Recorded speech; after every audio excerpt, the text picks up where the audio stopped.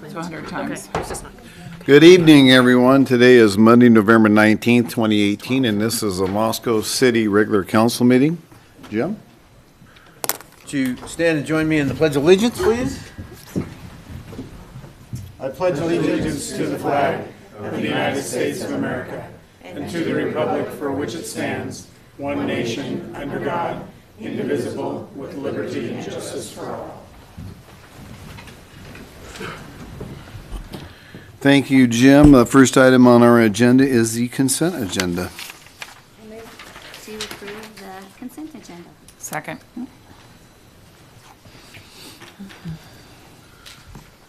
Okay. We've got a motion by Gina, or a motion by Catherine and a second by Gina to approve the consent agenda as is. I will start to roll with Brandy. Aye. Aye. Aye. Aye. Okay. So we will move on to item number 2, which is staff recognition report. Gary, do you have anything for us this evening, sir? No report this evening, Your Honor. Okay, item number 3, mayor's appointments. I do not have any this evening. So we will move on to item number 4, which is public comment and mayor's response period. We limit this to 15 minutes, and we let folks talk about things that are on their mind as long as it is not on this evening's agenda and or something that is in front of Planning and Zoning or the Board of Adjustments. And if you come up to speak to us, please give us your name, address, and we'll give you 3 minutes to let us know what's on your mind.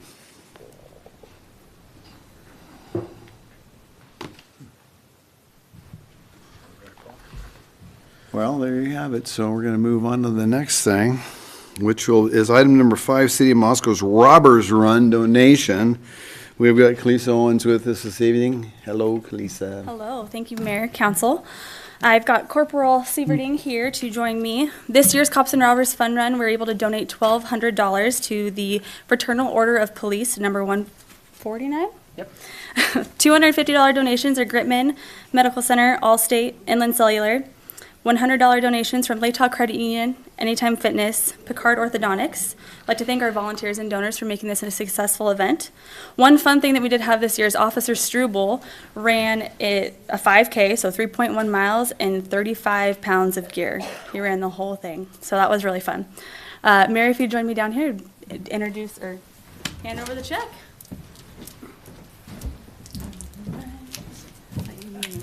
Here, let's get down in front here and Okay. get a picture of us. So.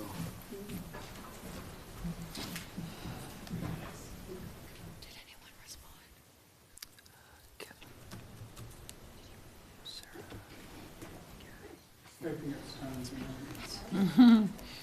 There we go. Okay. Say something. Yeah, absolutely. Let you speak.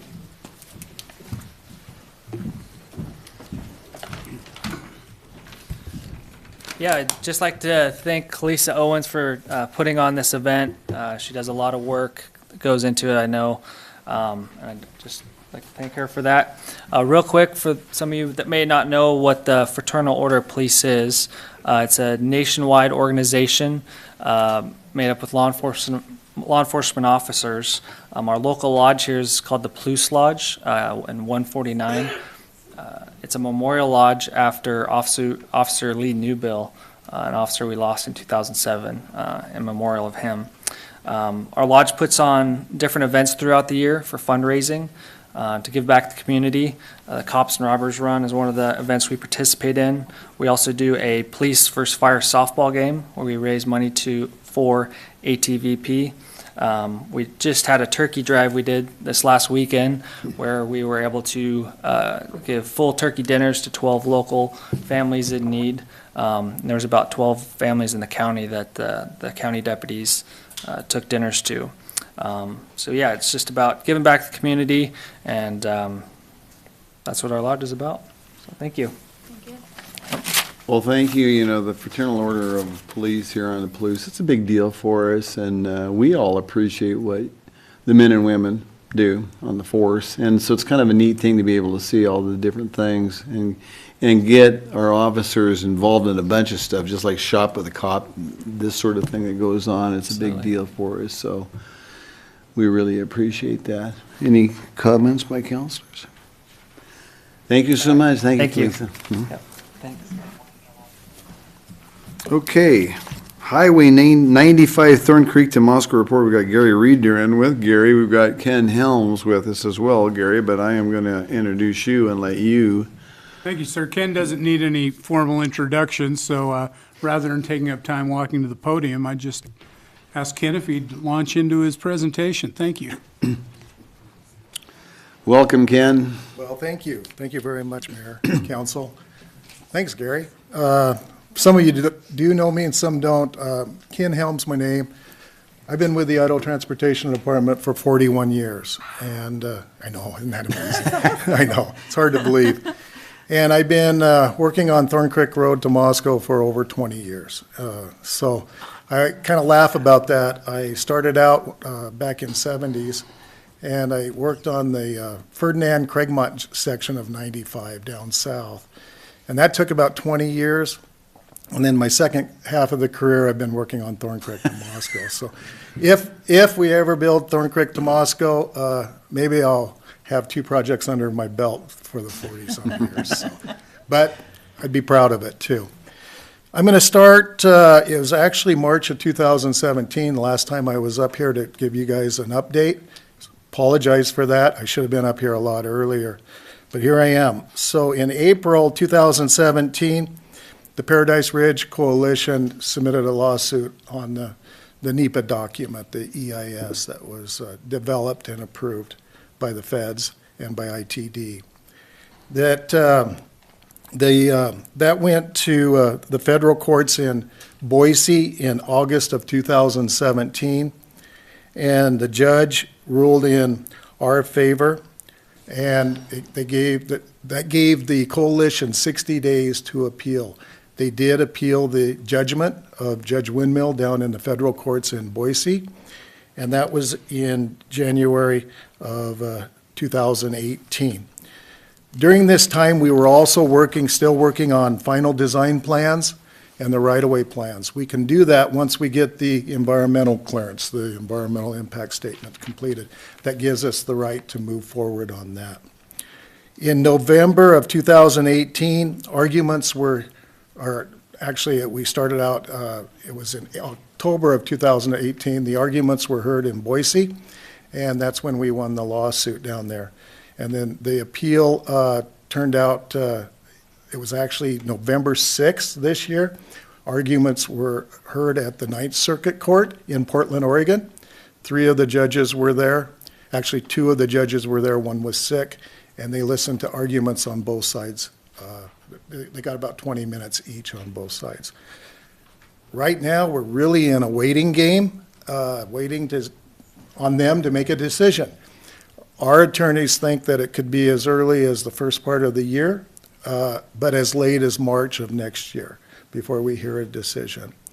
And once the decision is made, we will move forward with the project and complete the right-of-way part of this and move into bidding this project. And our goal is to bid it next summer, 2019. We have funds for it. We have about $24 million then. And then we also have some funds in 2020 to complete it. We do anticipate the project to take 2 years, 2 full construction years to complete. But besides that, project is moving along. Plans are 98% done. Even the bridge, talked to the bridge section yesterday or today, and they said they are about ready to submit their PS&E package, their final package to us for a quick review. So, any questions about Thorn Creek? So that is in the hands of the Ninth Circuit Court in Portland, and so once they render their written decisions, each one of the 2 judges, then we'll know the direction. Yeah, and actually all 3 of them will be part of the decision. The one that was sick that day, they taped it, and he will be a part of it. He'll listen to that tape and be a part of the 3 panel that will make the decision. So, Questions for Ken on Thorn Creek? I do have a question. Okay, go ahead, Just for Kelly. clarification, are they making a decision about which of the 3? So the environmental impact statement and the record of decision, the ROD, states that E2 is the alternative selected. And that's what's being done. That's the lawsuit on that by the Paradise Ridge Coalition. They don't want E2 to be the alternative. So it will be E2 or nothing at all. Oh, okay. Thanks. Well, Ken, thank you very much for that update. One Other more thing que- I'd like to Okay. mention, Mayor, is bids for, we got another project out here to the north city limits of Moscow to Biola. And it's really just a mill. They're going to mill down a couple of tents and then overlay it. But we got guardrail, we got some repair work on Moscow Mountain to do. We got a little slip out, so there's going to be some retaining walls going on. And the bids for that is going to open next Tuesday, a week from tomorrow. And so that's going to be happening this next summer. And just to inform you guys and the citizens of Moscow that that's going to be happening next year. Well, that's great. Ken, we had, and last summer, you folks did so much work up here with ITD, and we really appreciated all the work and all the extra. The detours were interesting for everybody to navigate, but the thing of it is, man, we got a lot of street work done, and that's exactly what we wanted. We appreciate all the help that we got from our friends from ITD. You know, that was really cool because we took care of pretty much every section of our system up here. And we worked with Les and his group in design over here, and it worked out really good. Yeah, we had some hiccups on traffic control and some detours and stuff, but, you know, it's an urban job, and you're going to see that on an urban job. It's not like Thorn Creek. If we build that, most of it is off alignment, you know, and so you won't see much going on. You won't even see the activities up there happening, so. But yeah, appreciate that, those comments. Absolutely. Thanks. Thank you again, Ken. Thank you very much. You bet. Your Honor, if I may. Yeah. This council has, mayors have sent letters, and the council has passed a resolution supporting the alternative Thorn Creek to Moscow, that alignment. So we're very supportive, have been, for ITD getting that section in. And Ken's personally told me that he's not going to retire until that road is constructed. So he'd like to retire before he's 80, so they ought to get it done pretty quickly. I need to clarify that, Mr. I actually have always said that I wanted to see the environmental document through to completion. I did that. And to see it constructed, I'm not sure if I'm going to see it all constructed, but I would like to see it go. How's that? Very good. So, thank you. Thank you, Appreciate Ken, it. very much. Okay, we will move on to item number 7, Hamilton Low Aquatics Center Annual Report. Kalisa is with us. Dwight Curtis is here as well. Dwight, are you going to say something and just turn Kalisa loose, or she's pretty in-depth on everything she does, so there we go. Moral support here. Thank you, Mayor, Council, for having me back up here. This is my first aquatics report that I'm giving to you. This was my second summer. Last year, Dwight handled the report for me, so thank him for that. I will dive right in. All right, so 2018, we employed 77 individuals. In 2017, we had 63. And all of those people are just our pool of employees, so not all 77 on the ground at one time, but what we had to pull from each day. Howling at Hamilton had 388 dogs, raising over $4,000 for the Humane Society of Palouse. We had 93 youth participate in the Palouse Youth Triathlon. This year we had a new triathlon route, which was fun and well attended. It went really well with the new route, and our volunteers were a huge part in making that happen. We were open 77 days this summer. We were closed 27.5 hours for weather reasons. Last year we had 7.5 hours. You'll see that continue to trickle on throughout the rest of the presentation here. We had 671 youth participate in swim lessons, and we had cooler weather all summer compared to the 2017 summer. Apologize for this being so tiny, but our fee history here, we did have a 5% increase in the 2018 season, and for next year you'll see a 7% increase. The fees have been increased to help compensate the part-time staff pay increase of $1. We've been doing that the last couple of years to try and keep up with our neighbors next door to help retain staff. General attendance was much lower this year compared to 2017. In June of 2017, we saw 14,500 people, so just over 5,000 difference there from the 2 years. In July of 2017, we saw just under 28,000 people. So again, another 5,000 difference in that number as well. August and September of 2017, we saw 15,700 people. So about $3,200 difference there, or people attendance there. So total closure hours was 34.5. That includes the hour closures as well as the fecal and vomit incident hours. That was a big issue we approached you with last year to let you know what we were doing for the 2018 season to make that better. And I would say that we had a good success in that. In 2017, we had 11 incidents, 2 really bad incidents, and 9 vomit and solid incidents. And just so everyone knows, a vomit and solid incident, they're treated the same. They require a 30-minute closure, whereas the really bad ones, which is where the cryptosporidium can come in, that requires at least a minimum of 13-hour closure. So we did have 10 incidents this year. 6 of those incidents were vomit. So we had 6 incidents were vomit. I think it was 5 that were solid and 1 bad one. It was a clear bad one, though. So with just 10 incidents this year, we still decreased the amount of closure hours that we were closed for those incidents. We wanted to let you guys know that we did that with our better communication and better education with the patrons.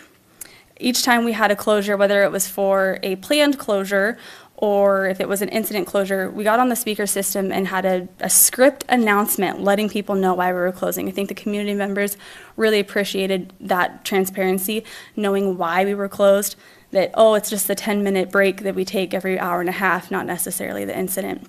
But even then, if we had an incident, we would be able to tell them, we're going to be back up in 30 minutes. So you can still go reapply, rehydrate, and all those things.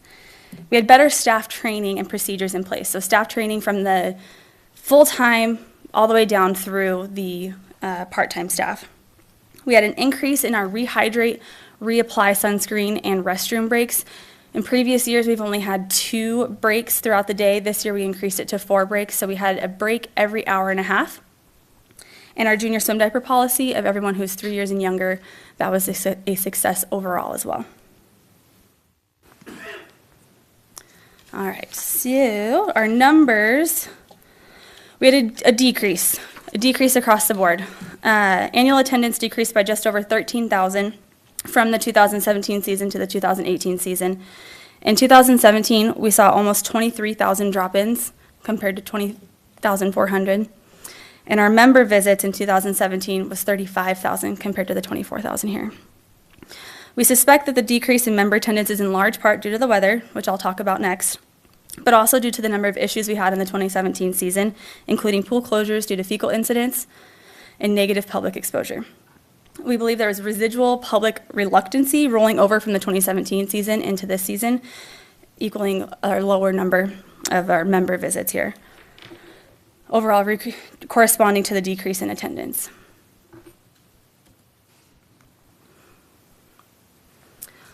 So here is our temperature averages over the summer. We saw a much cooler summer throughout the entire season. In 2017, in June, we had 6 days above 80 degrees. So this year we only had 2 days above 80 degrees in June. In July, every day of the 2017 season was over 80 degrees. We had a combined 23 days. So that's 8 days right there. In August of 2017, we had 22 days above 80 degrees compared to the 16 days in August and September.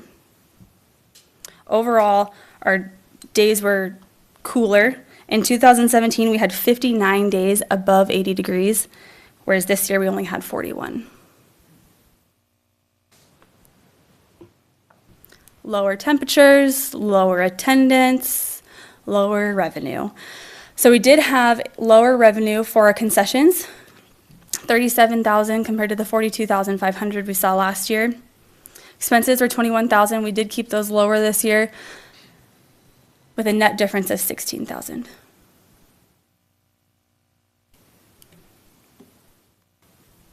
pool rental. Last year was exquisite for pool rentals. With the U of I pool closed, we had more UI groups swimming in our pool more often and later into the season. Last year, we actually stayed open a week later for the Chinooks to swim in the pool. So that's why last year's rental numbers were so high. But 2018, pretty average across the board in comparison to the other years.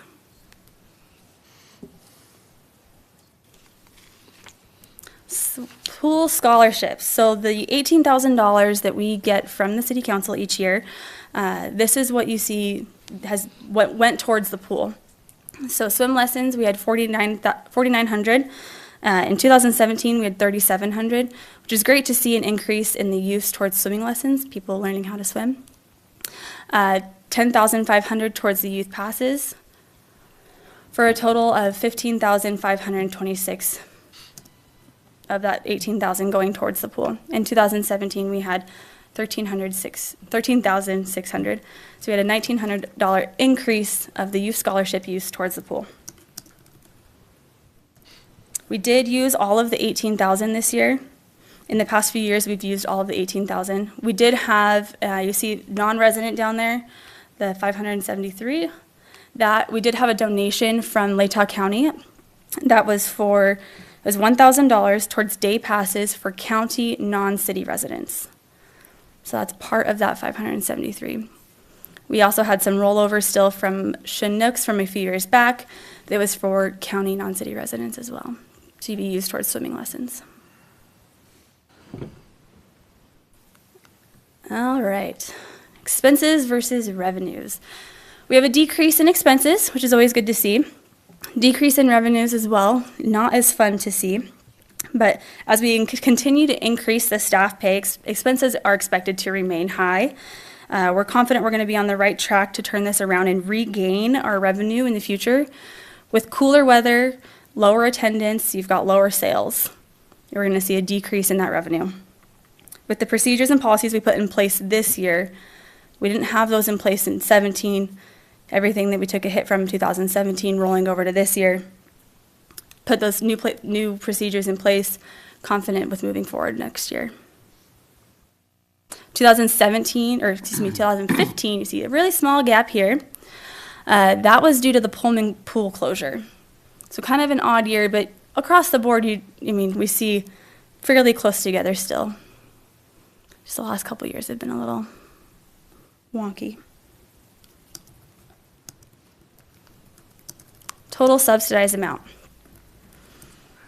We had about a $30,000 increase in the amount that was completely subsidized by the city this year, from $53,000 last year to $82,000 this year. Some of this is the pay increase for the staff that we've had over the last couple of years. We had to replace some pieces of one of our slides, our smaller slides on the SCS play structure. We did purchase a new track air, which is an airless or a greaseless air fryer for the concessions. Mechanically, the pool ran very well. We didn't have any crazy, unexpected expenses there. But we suspect from the community members that they were reluctant to return this season after the 2017 season. However, most of the comments that we received this year with everything that we put in place and the steps that we took forward have been very positive, which is the reason why we are confident moving forward.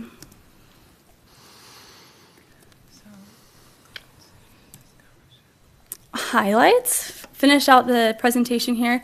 Weather was extremely cooler throughout the entire summer.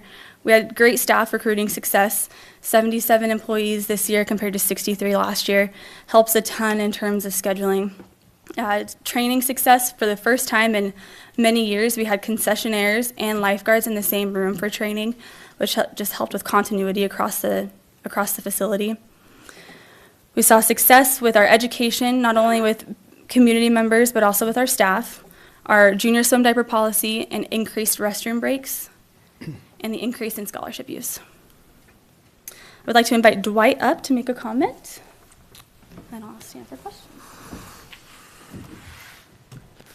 Thank you very much.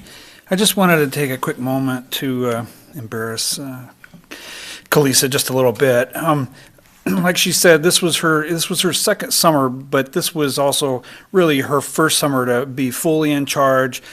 Things that happened there were due to what she was, directly input into the program and all the procedures that she changed. And I mean, it was quite a remarkable turnaround. I thought I knew a lot about pools and the operations and how things ought to be. But sometimes until some things kind of start going wrong and you fix them, you don't realize that they weren't really that good. And so, just the locker rooms, I mean, try to keep a wet locker room in the summer from smelling kind of musty. They were great. I mean, this year, you couldn't walk in there any day and they'd be messy or smell bad. It gives you a lot of confidence to walk into a room like that and not feel afraid of what you might catch. And of course, the swim diaper program that she's got, I prefer to call them junior swim trunks, but it just works. Everything's not perfect. It will, you'll always have some things that happen. And, but the increase in the breaks and all the stuff that she talked about, it just really worked. Those small incidents where we had to close down for 30 minutes or so, that's nothing compared to shutting down for an entire day. Last year, we were just riddled with this stuff, and not to mention the bad press that came with it. And this year, we just didn't have those issues. The health department came by and did their inspections, and we just, A+ across the board. And so I just really wanted to give an A+ to this, to give Kalisa the kudos that she deserves out of this, and the staff that she had and trained, and all the support that we had, across the city staff as well. And then, like she said, that we fully expect kind of a rebound in the citizen confidence in that facility in the coming years, and we should tighten that gap with the expenses to revenues ratios. And anyway, thank you for your support in this as well. Thank you. Okay, Kalisa, I've got something for you. Yes. I was keeping a little bit of track on some of your figures up there. In your 18 days this summer that We had less temperatures in 2017. Summer of 2017 was much warmer than 2018. And so you had a twofold problem. You had The backlash from the previous year, because we had all these problems that occurred, and so you're dealing with those, plus you had the temperature of the days just simply weren't as warm, which is going to affect swimming. Hot days, you get more swimmers. That's just how it works. Yes. And I got to commend you really for being this your first full year. I appreciate the fact when the revenues was down, the expenses went down.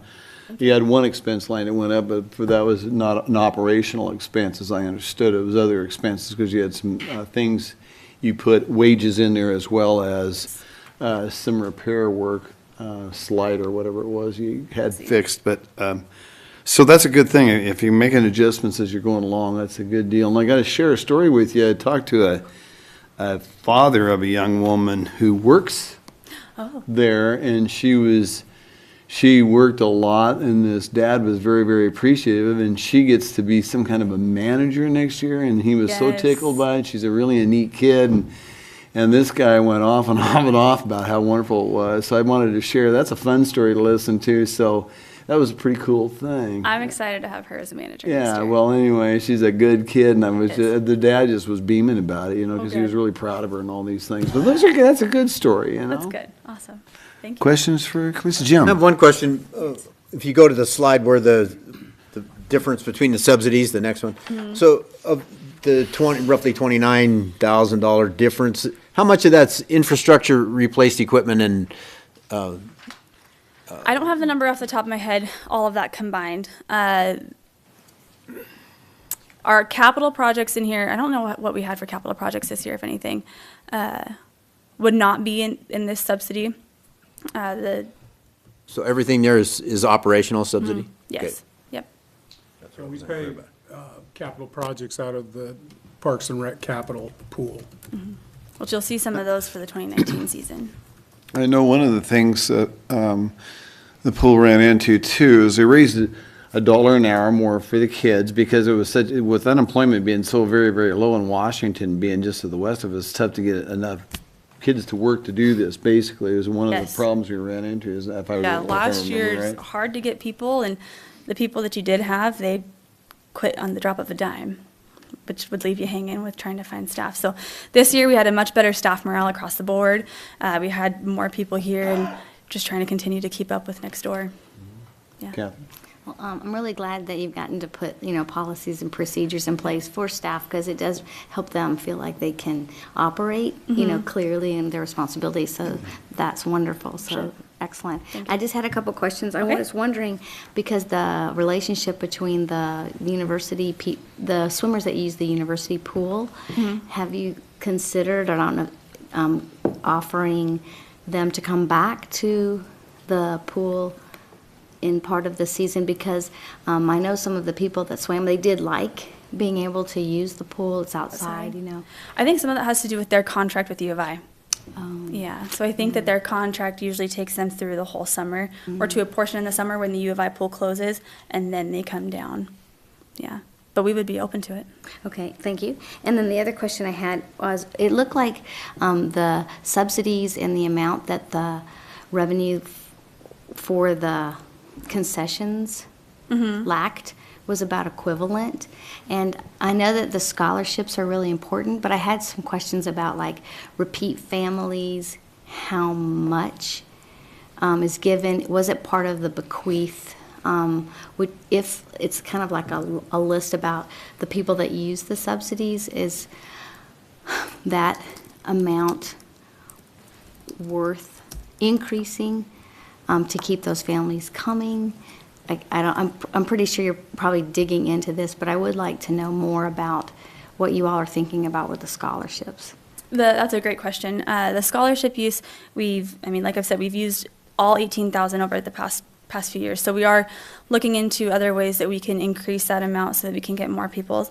I don't have the specific details on how many families return each year for that and what they use it for. We could get that information, but we are looking at seeing about growing that youth scholarship fund. And the Hamilton money would be how you subsidize it? That's where the money comes from for the scholarships? No, that's a separate. Yeah. Thank you. The scholarship money comes directly out of the general fund. From the city. So the Hamilton money does not. Hamilton Fund pays for, buildings and things like that, and we would come through council for that specifically anyway. So right now, one of the items that the Parks and Recreation Commission will be looking at prior to this next budget cycle is to whether or not to request additional funding for that. The 18,000 has worked really well. I think the new system that we have, I don't know, it's been in place now, 5 years-ish or so, has worked very well. And it's only been the last few years that we've tapped that out. And we keep really good records on that, whether they're repeats or new. And of course now, at least on the general fund portion of that, we don't have any non-resident. Non-resident is purely separate type of donations toward that. So it's working really well. It's just a matter of how far the council wants to keep going. I would estimate though that if there was a request, that it would only be a few $1,000s just to keep it in line with where we're actually at with requests that we have to turn down. Yeah, I know, and I realize that you're juggling small amounts to make big change, really, especially with paying part-time staff, which I think is really important because it really bumps your quality and stuff. And so I think that's just what I'm thinking about too, in terms of, I know you're thinking about it, just wanted eventually to hear kind of how you get there.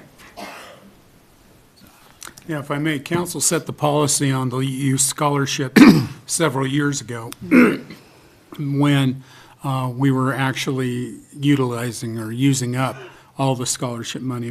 Council made the decision at that time to subsidize it through the general fund and not use Hamilton funds at that time. Other questions for Kalisa or Dwight? Yeah, so, Yeah. yeah, thank you. So, so we're paying 18,000 annually, so where's the rest of the subsidy coming from that makes up the deficit? Because you said that comes out of the general fund, the 18,000 for scholarships. 10,000, I believe, is that the number? It's 10. Or is it 18? I can't recall. 18. out of the general fund, It's a 18,000. and that's out of the general fund to pay for scholarships. The deficit that you saw up on the board was just the difference between revenues and expenditures.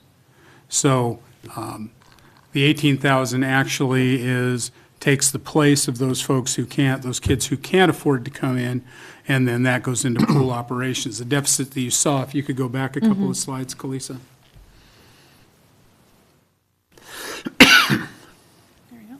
There, those deficits are, when we budget what we think we're going to get in revenues, and then, of course, budget the expenditures as well. Several years ago, when we started having these conversations, we were budgeting on the high end because you want to make sure that you've got enough appropriation in order to run your pool. Consequently, if you're budgeting on the high end for revenues, you're also budgeting on the high end for expenditures, because the more days you're open, the more labor expenses you're going to have, so on and so forth. Several years ago, Parks and Rec did an analysis, and more realistically, I believe, started budgeting. But what you're seeing there is actually $82,021 more expenditure than we had revenues coming in. So that's being subsidized, in essence, by the general fund through the general fund's transfer in non-departmental. Because general is being transferred into, It's in the budget process. yeah. When you see, I think we're about $2.1 million of transfer from general fund into Parks and Rec as a special revenue fund. Okay, that's what I'm asking. Thank you. Thanks. Thank you, Gary. Well, thank you very much, Kalisa, for the Thank nice you. report. Okay, we will move on to item number 8, which is Idaho Airport Aid Program Grant Agreement. And Gray Reedner will be bringing this to us. You have the podium, Gary. Thank you, Your Honor. This won't take very long. We are appreciative to the Idaho Transportation Department Aeronautics Division, which has granted us $7,500 in a grant for the airport. We are one of 7 or 8, I can't recall the number, designated Idaho commercial airport. Because it is in Washington and jointly owned by, or jointly operated by the city of Moscow and the city of Pullman through the airport board, we get half of the allocation that other Idaho commercial airports get.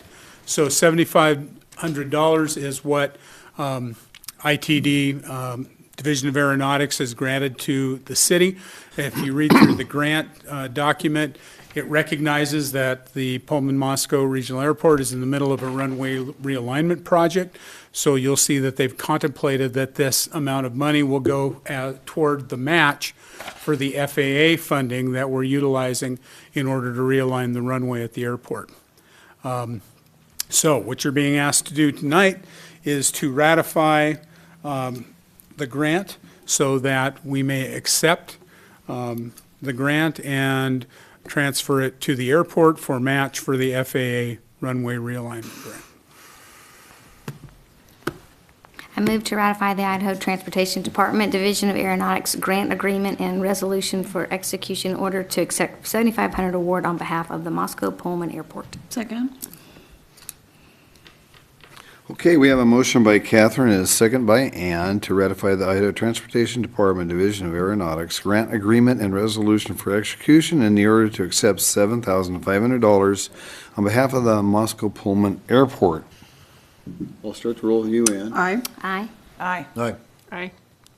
Okay, very good. Well, a couple of things I want to say about this. $7,500, you may not think that's much, but when you have an 8.125 that we have, that equates to $92,300 that you can use towards the airport. So in other words, we only pay 8.125 as the base, and the feds pay the rest of federal government, the other 91.675, I guess it would be, or 875. Anyway, the point that I'm trying to make is that gives us $92,300 worth of buying power, however we want to be able to use it so that it fits in with that.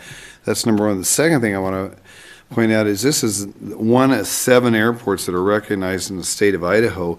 And every time, even though if it's a little bit of amount, we get something from the transportation department, it gives us that nexus that we can continue for future use. And that's a big deal for us, and that's something we always have to think about as well. Anyway, thank you, Gary. Mr. Mayor? Yes, Gary. You're on the airport board, so Sam. I have a kind of a point of information question. In the paper this last week, Tony Bean was interviewed about the project there and how well it's going, and it's great. But the number was $142 million, and it seems to me when we started out, the high end was supposed to be 119. Where'd the other $20 million expense come in? Well, there was, to break it down, Jim, part of it was land. We purchased land, and it ended up costing us $12 million more than we figured on. This is from WSU or? Yes, that, but we also acquired 220 acres more than we thought we needed as a result of that, and so we bought that forward so that we could use that for future hangars and possible other business opportunities for the airport and future expansion for other things.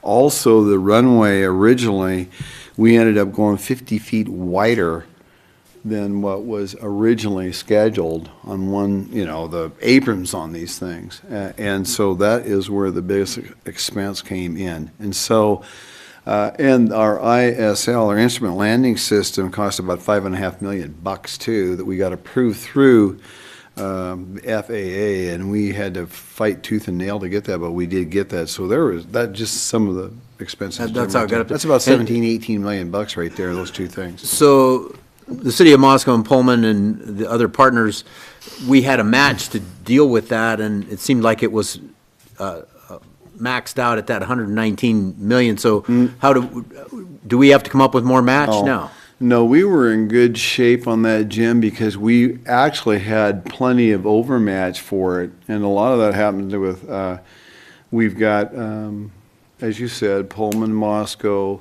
Latah County, Port of Whitman, University of Idaho, as well as Wazoo, and we had a private donation. Ed Schweitzer himself gave $1 million for it, as well as Schweitzer Engineering gave another $1 million, and that put us over the hump, well over the hump for it. We did have to come up with some, but we had enough through operations to be able to cover that, Jim.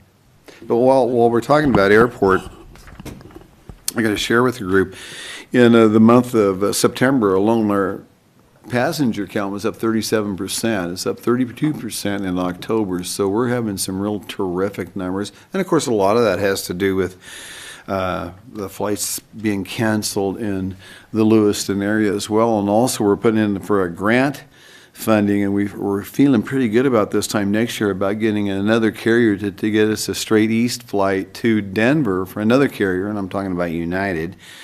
And we're in hopes that that can connect us with some other flights. And of course, we want a nonstop flight, something from here to Boise as well, and we're continuing to work on that. But so we've got a lot of things ahead of us, and our demographic area of outreach now, if we can get that, will go all the way down into the course of Lewiston, Clarkston Valley like it is now, but all the way up to the river towards Orfino, as well as up to the prairie, because that's a big connectivity. Denver Airport's one of the busiest airports in the United States, and when you have a connectivity there, you can go anywhere with that. So just thought I'd throw a little bit of that information out, and I will have another airport board meeting a week from Wednesday, so I'll keep you guys all in tuned on that. Yeah, if I could add to that, if you don't mind, I work on the, do service for the airport financing part of the project. As the mayor sits on the airport board, we have the city supervisor, city administrator from Pullman, and some other folks, our finance directors, also work on the finance end of it as well.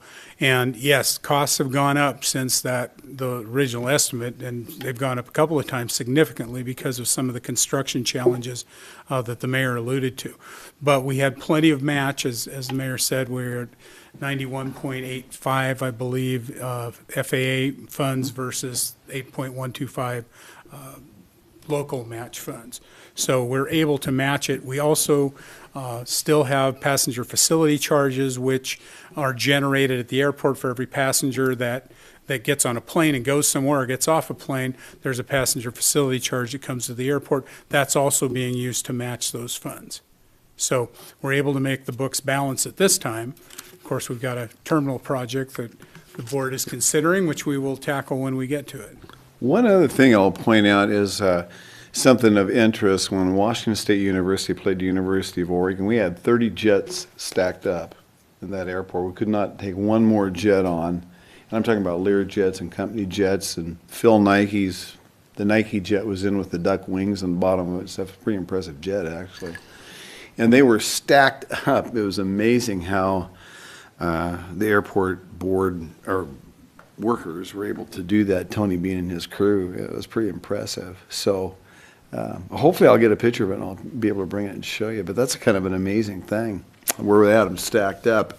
That airport, ladies and gentlemen, is so important to this region, the entire Palouse, both these cities and both these counties, that I cannot emphasize enough about how this is a project that's going to be here 50, 60, 70 years from now. And we need to be forward thinking and looking, because it ties into everything that we do, not only for these two towns, these two universities, but the economic development growth with companies like Schweitzer. And we don't know out there. We're constantly looking for that next good idea that can come here on the Palouse and be another Schweitzer Engineering. And I tell you what, my belief is someday we will have that. And we would not have that if we don't have an airport of the magnitude that this is. And while I'm talking on that article that Tony Bean spoke about too, that runway, all the rock is set down on that runway. And I made a comment, somebody asked me about, anyway, the rock is laid for that runway now. And once winter has settled in and it's through, it'll compact down more and we can roll it, and that thing will be set for paving next year, and it will be open by October 10th of 2019. Now, we're going to go through some lumps because we're going to be closed for 4 weeks to finish the paving process. But that's going to be a big deal for us, Jim, and so I'm pretty excited about that. So anyway, thank you, Gary. Okay, next is item number 9, which is software license agreement for Advanced Alert Distributed Reporting Systems, acronym AADRS, pilot project. James, Chief Fry is here with us this evening and others to speak about this. Hello, Chief. How are you? Good evening. Honorable Mayor and Council, thank you for giving us the opportunity to make a presentation to you. After our second school threat, here in Moscow, Dr. Bailey from the school district and I were approached by Dr. Alessa to be a part of a pilot program using technology to provide a safer environment to our community. This program is a neighborhood watch program to use technology. The City of Moscow has always been proactive in our approach to community safety. As we continue to move through these challenging times, we have to continue to look outside of the box and outside of what we think is normal to provide that safety. And safety on a community scale as well as a school scale is challenging at times. So I want to thank you in advance, but I'd also like to invite Dr. Alessa, who works for the Center for Resilient Communities, and Leo Naboychikov from Kestrel Technologies Group to come and present. And then I'll also be available for any questions. Mm-hmm.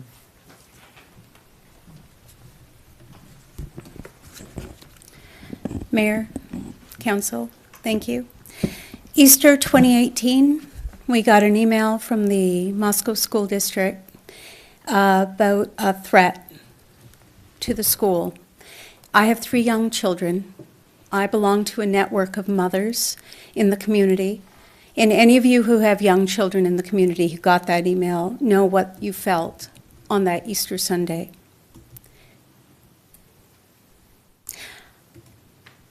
I grew up in a community that was tight-knit, that was strong, that cared for each other, that looked out for each other, that watched out for each other, and especially watched out for us, the kids. I came to Moscow because those values are held up here in this community. I also am one of the world's experts in community resilience. I have published over 100 articles on community resilience. I build resilience programs across the nation and internationally. We've worked in small villages in Alaska to help communities uphold their livelihoods, in communities where if a hunt was not successful, the community would starve and the National Guard would have to bring food in. AADRS is a community neighborhood watch. And when I was growing up, it was telephones. Hey, where's so-and-so? Hey, have you seen so-and-so? What's that car doing here? I don't recognize that car. Where are the kids? Neighborhood watch is what I grew up with, but it's slow. The alerts we get right now, every state has a fusion center that provides information to law enforcement after the fact.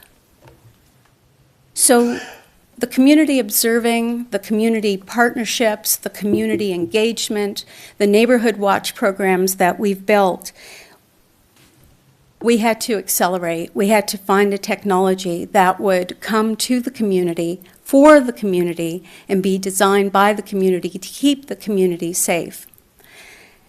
I have watched over and over school shootings happen. How many of you heard about the shooting that happened today in Chicago? No? Well, there's 700 a year that happen there, so it's almost a daily occurrence there.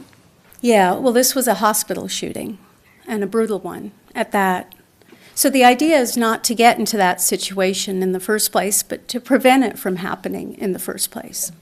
Oh, I think there's technology. I'm not very good at technology. Which is forward? Shush. All right, there's slides. So the whole idea here is to take a neighborhood watch and to accelerate it using a technology. Now, as you can tell, I'm not exactly technology savvy. So I have been working with a small team of amazing human beings, one of whom is standing behind me. I consider him a friend and colleague because they don't design technology, package it, and ship it off. We basically approached them and said, hey, there's a group of us mothers, and we're scared for our kids. I've lost most of my immediate family. My children are everything. So I approached the Kestrel group and I said, hey, we're a small town. We need a neighborhood watch, and we need it in a way that is built by the community. So these high fidelity observers, I realize that that may sound really funny, and that's a science behind it. There's a whole science behind this. How do you keep a community resilient? So in the Alaska villages, our high fidelity observers were our village safety protection officers, or VSPOs. And they were the ones who designed the buttons, used the buttons, and then they helped work with the law enforcement to keep those communities not only safe, but to also ensure that the hunters went out for their hunts and came back safely. Some of the programs that we've designed have been environmental programs, so to help communities monitor their environments so that they could sustain their agriculture or their food sources. The way the AADRS program works is that instead of a neighborhood watch where random observations are made, this networks people so that the information from Moscow goes to Moscow. It doesn't go outside Moscow. It doesn't go to anybody else. It just stays here for us. This information flow is actually the result of working with people here in Moscow, the stakeholders here, the school, members of the school, members of law enforcement, and some members of the community, members from the ambulance service, members from the fire department, other individuals, health professionals, and Latah County Sheriff's Office. So I am going to turn it over to Leo. This system, just so you keep in mind, is really designed to keep children safe. It's to prevent things like a violent incident from happening, like a school shooting. But it can also be used, for example, in a medical emergency. It can be used in the event of a disaster if other systems go down. This is our own system for us. This is not something that is outside like we currently have. We just don't get the information and we can't give and get the information. So this can be maintained by us and for us. So I'm going to turn it over to Leo now. That button.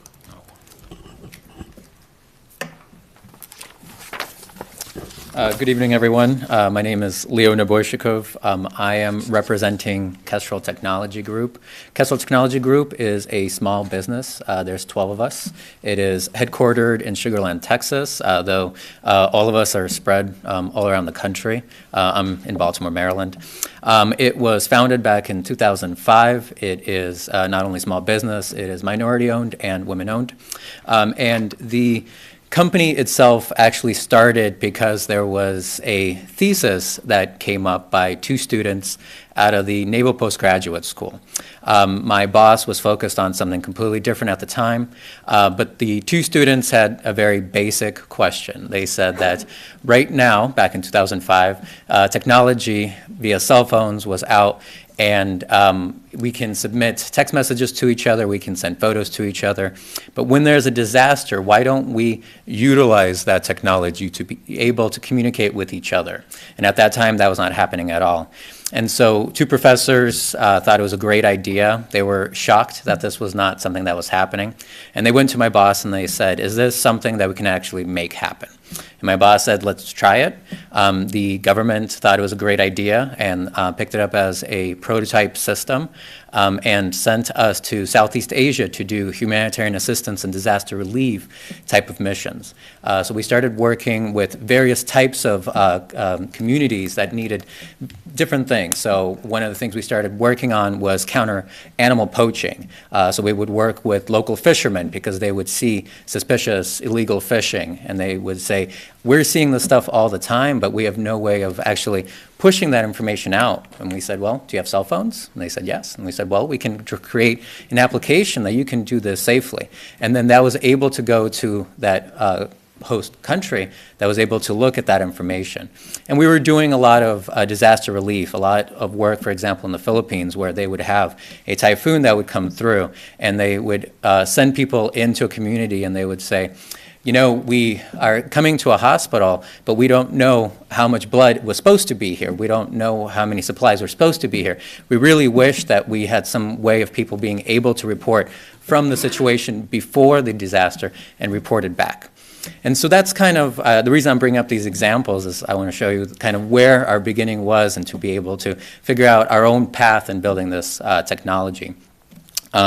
From there on, we kind of made a flagship system, a system that we were able to deliver to various countries. And so we started working in Africa. One of our biggest projects was in Kenya doing zoonotic disease research. It was in light of all the stuff that was happening with Ebola. And we started working with the University of Liverpool and University of Edinburgh, where we had a couple of doctors that said, listen, we cannot be on the ground there. But we do have trusted community members that can go out there and can actually tell us in the slaughterhouses animals that look sick or maybe something's not right. Can you help us create an application? And so that's what we did. We created an application for them. That project is still running, and we just surpassed our 16,000 individual reports submitted by cell phones. Was that?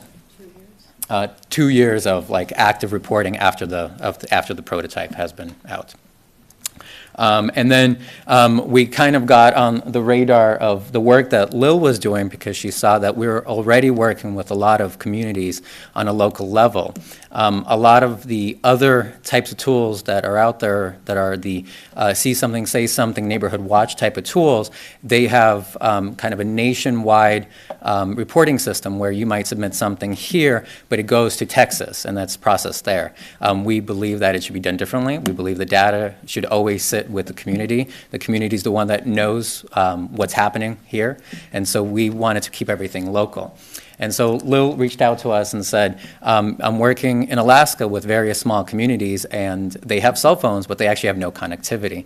So can you help us create a technology using their cell phones to be able to submit reports of things they're seeing? It might be, we were working on sea ice, we were working on animals that should not be in that area or should be in that area but are not. And so we were working with 8 different communities that were actively reporting. I'm sorry, I'm not going through my slides properly here. Earlier this year, Lil reached out to us and said, listen, there was an incident that occurred in where I live, and we have another problem for you. Is this something that you would be able to help us out in a technology sense? And I said to Lil very honestly that this is something we believe very passionately about, but we don't know anything about school shootings. So we want to work directly with the community first to see how can this technology be shaped so that it makes sense to the community. We don't want to just come in and say, all right, here's an application. If you submit reports, it'll go to a portal that you can see and you hold on to the data. And so we came in and we started working with various stakeholders to first listen to what it is that would make sense. And after we got our initial feedback, we created a prototype system that you're seeing up there. For right now, as a basic prototype system, so out of the 12 people, we had 5.5 people actively working on it. The reason I say half is because we had an engineer that was working on this in another project. We were able to create an application that's fully functional. It's currently an Android-only application. We are in the process of developing a iOS Apple application as well. The Android application is able to do what we call field collection reports that are multimedia. That includes regular text, audio, and video. Everything is packaged, and then everything is securely sent to a server. Currently, the server is a Amazon server that holds all the data, and it then is displayed on a portal that we also have custom built for this project. And anyone that has access into the portal with a username and password is able to then see the reports. There's multiple levels of permissions, and that was some of the feedback we received. Some of the feedback was that there was a need that the people that are submitting it, they wanted to make sure that not everyone can set off an alarm, for example, and I'll get to what that means. And so we set up various levels of permissions. That way it isn't just everyone jump on, everyone start reporting. The application works in real time. So once you open up the application, if there is no emergency going on, you would see just a single button that says core reporting. And when you click on that, you would get 3 sub buttons. One is called FYI, then a suspicious activity, and a red alert. And again, all of that you're seeing here was directly feedback that we got. This is not something that we sat down and decided to do. The FYI does just a basic, hey, you know what, I saw something, and I think this is kind of important, but I'm not sure, so I'd like to submit a report. Suspicious activity is just like it sounds. I would just provide that as a category, as a tag. Red alert is the highest level that you could submit within this core reporting category, where it would directly alert law enforcement through the portal that there's an imminent threat of some kind. There's also the ability to do messaging. Works very similar to SMS. The big difference is that there are 3 buttons. Those 3 buttons will notify what your current status is. So if there is, for example, unfortunately, a school shooting or maybe a forest fire, and you're in a situation where you cannot type out that something is wrong, but you want to make sure that law enforcement or first responders know that you are not okay, you can switch from green, where everything's okay, to amber or yellow. That means that, hey, something's wrong. If you switch over to red, that would notify law enforcement that this person needs help right away. When you do that switch, it automatically notifies where that phone is, where its location is, and that is notified in real time. So that way, law enforcement can go onto the portal and say, in a situation like a school shooting, I can see where my high fidelity observers are in a school, what their current location is, and I don't have to reach out to them. I already know all that information, so I already have that knowledge. And the messaging, while it works exact same way as SMS would, it's done in a secure encrypted way. So if you're dealing with stuff that's a little bit more sensitive, so it might be like a person's name, that is all encrypted. And then the more, I think, important aspect of the application is what happens if there is a situation where something is happening and someone on the portal sees that, listen, there's a situation that's occurring and we want to make sure that people know it's happening and report back on it. And after talking with the school superintendent, it was obvious that one of those situations might be a lockdown. So if the school goes into a lockdown, we want to be able to notify people that that's going on and give them the opportunity to report back. And so what we did is that there is a switch that occurs on the portal. So a person with the right permissions can be on the portal and can click a button that automatically puts a lockdown onto the portal, which sends the notification over to the phone, and there's a new button that will appear on the application called Lockdown Reporting. In the lockdown reporting screen, you get 3 new options. You can do a threat event, a medical needs, or a shelter in place. That is not a required option. It's just if people want to be able to say that there's a threat event here or I'm sheltering in place, they can do so. And that helps just send a very quick formatted report that goes off to the portal. The portal, I apologize, I realize the screenshot is quite small, but that is the live portal right there. We created it completely from scratch for this. It shows everything from users' situations. So there's people there that are in green status. There's a person there in red status. That's in the upper left-hand side. And then there's a bunch of reports on the left bottom side there that shows the different types of reports that people submitted. And then there's a running dialogue that shows the communication that was occurring, so maybe the messaging. So a law enforcement officer, first responder, or maybe someone at the school that has access to this would be able to see either the information that's coming in or be able to see a situation that may be arising and have some knowledge to be able to prevent something from actually happening. And so a couple of weeks ago, once we were done with our mad rush to build the system, we wanted to kind of showcase of our development, and so we did kind of a pseudo highlight. And we had a couple of people here in the city submit a couple of reports, and that's an example of a report that was submitted with the photo there. So they were able to kind of run through the application and the portal. That was our meeting. That was our meeting with the stakeholders here in this room. So we, since this is a new system for us and it's a new system for you, we have advised that this be a very slow rollout, something we want to be very transparent about. So since there's a lot of moving pieces with this, we kind of have broken it out into 3 different phases, or 3 primary phases, I should say. I apologize that the screen is small, and I have copies if anybody wants them.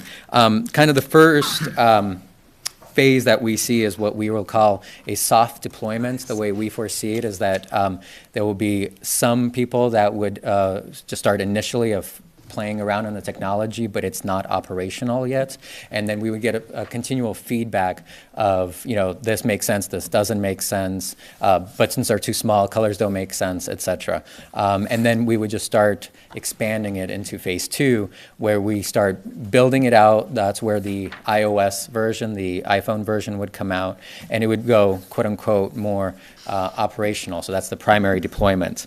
And then in phase 3, the hope is that there would be a system expansion and a rollout. We would do continual training and a continual system adjustment. And I think very importantly, we'll do some variance analysis where we will kind of sit down with all the stakeholders we sat down with previously and say, listen, this is the challenge you guys gave us before. Are we meeting your challenge? Is there something that needs to be adjusted? And so that's the end of my slides. But I also wanted to mention, so earlier I sat down with Jesse from, I believe, the IT department for the city, and there was questions about data, and as an analyst, I kind of sit behind a computer and I forget that these are questions that come up, so I kind of wanted to handle that. So The data sits currently on a Amazon server. As I mentioned, it's a cloud server. It's all encrypted. Once we hopefully begin this project, the hope is that we turn all of the access completely over to the city, whoever is designated, and we step away from seeing any of the data. What we would have is what's called a key, so that one of our engineers is able to go and restart it, essentially, if it ever drops, because we can never have it drop. The data would always sit directly on there. You guys, as the city, would be the ones to always control the data. There's a question of what happens if we want to delete data, purge it, or if there's a public record request. We would show how it's done, but we wouldn't be the ones to do it, because everything's controlled by the city. Yeah. So right now, I have on my phone 2 different applications that are reporting applications. One is the See Something, Say Something application. The other one was developed by a good colleague of mine in the Oklahoma State Troopers.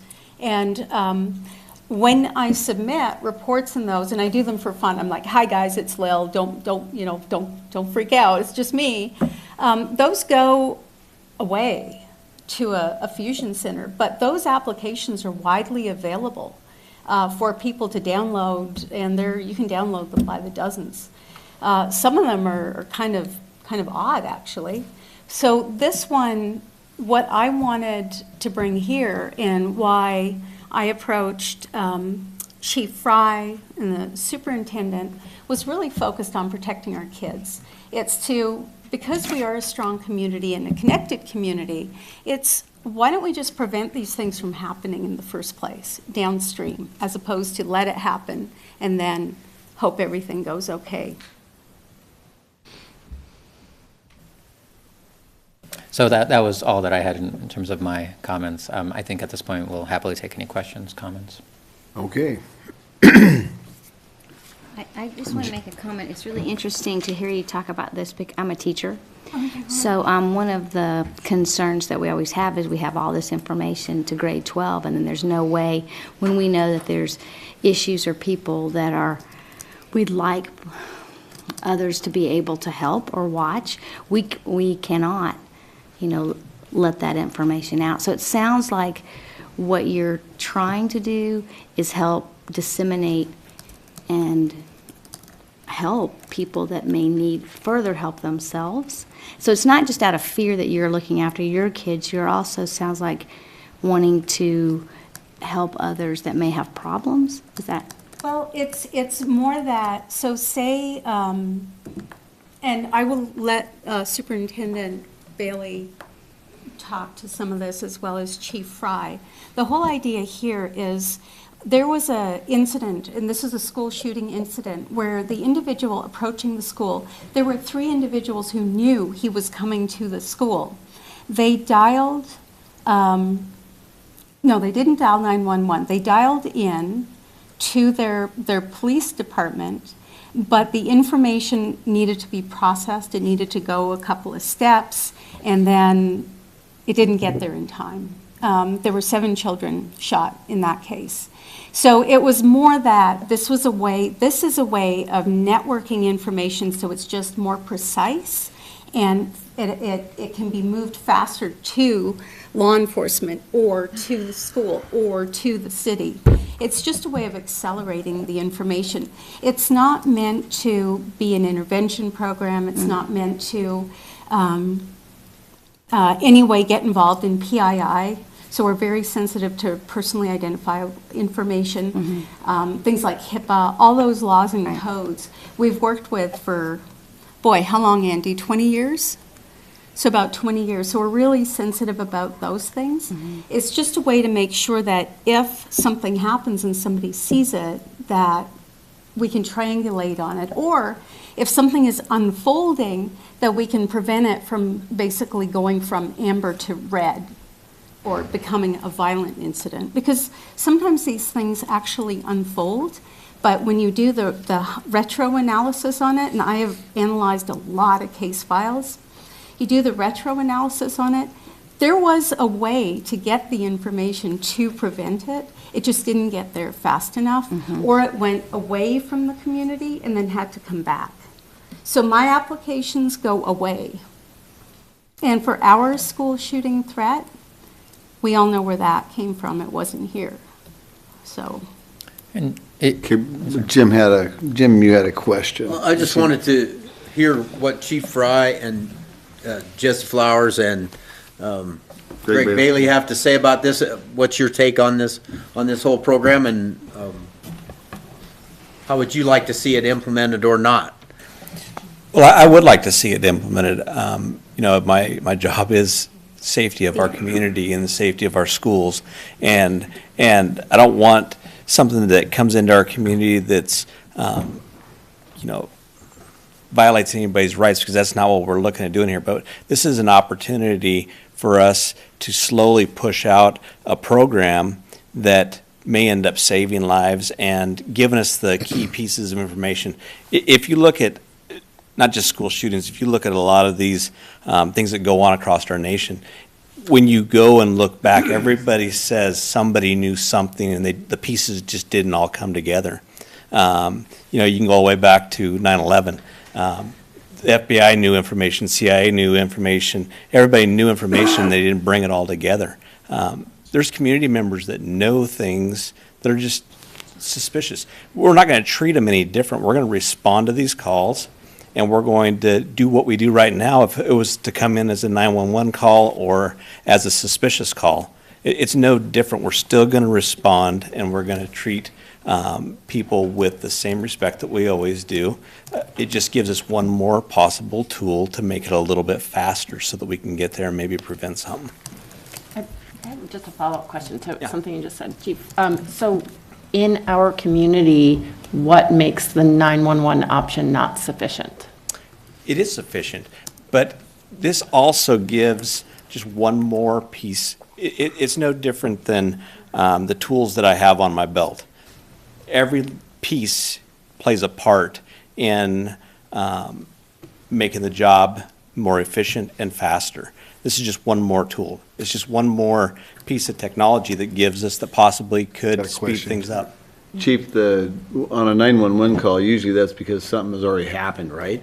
I mean, 9 out of 10 And typically, times, it's not people are something- calling in 911, and then it goes to a dispatcher. The dispatcher then is relaying it back to us, where this would come directly to us. But as far as reporting suspicious activity, where you may call the non-emergency police number, which is, I've done that before. Right, yeah. And I've And those are taken effective my too. information, But yeah. they're all just tools to use to give us the ability to maybe have even a bigger, well-rounded response to an incident. And then what would be your and the other law enforcement officers' responsibility for overseeing these HFOs and making sure that their reporting and their judgment, is that more work for all of you? Are you responsible for all of these people Well, there's that going are to be a now- training, obviously, and we'll be monitoring the stuff that's reported to us. We're not wanting people to report to us that, the cat's caught in the tree or whatever. We're going to hopefully be training and working with these people to where that they understand what is something that's suspicious or serious compared to the things that aren't. Yeah, I'm curious about that FYI, and maybe Lil, I'm not sure, could give an example of what people, these HFOs, what will they be told as an FYI to report? Hang on just a I second. actually have a question before that. Who selects the HFOs? What's the criteria by which they're chosen? How many are there? So right now, we're looking at, I believe, a number of 10, because it is a soft push out. A lot of those will be law enforcement officers. A lot of those will be firefighters and whatnot. So so what was your other question? Because you want to know the number. How are they chosen? How are they chosen? The police What's the department criteria? will be choosing those people, and we will be looking at community involvement and stakeholders in our community. So we're looking at people that are trusted, people that we know, people that we can, Dr. Bailey. And you got to realize too, all this is on a volunteer basis. So if we ask somebody and they say, not for me, well, then we'll move on and we'll go to another person. I believe that through our conversations, all of you could be on that list as well to be also part of the system, so you can see what's happening with that. So community involvement is the criteria by which they're chosen? No, that's not what he said. Help me understand. I still am not clear on how people are chosen to be these high-fidelity observers. The police department would be the ones who choose who is going to be. And that's just going to be a list of people, and they just choose help me understand the process. Like, would they go through background Yeah, checks and things? tell me all like- of that, please. So high-fidelity observers are already in positions, what we call vetted public positions. So a vetted public position is somebody who's already involved in public safety.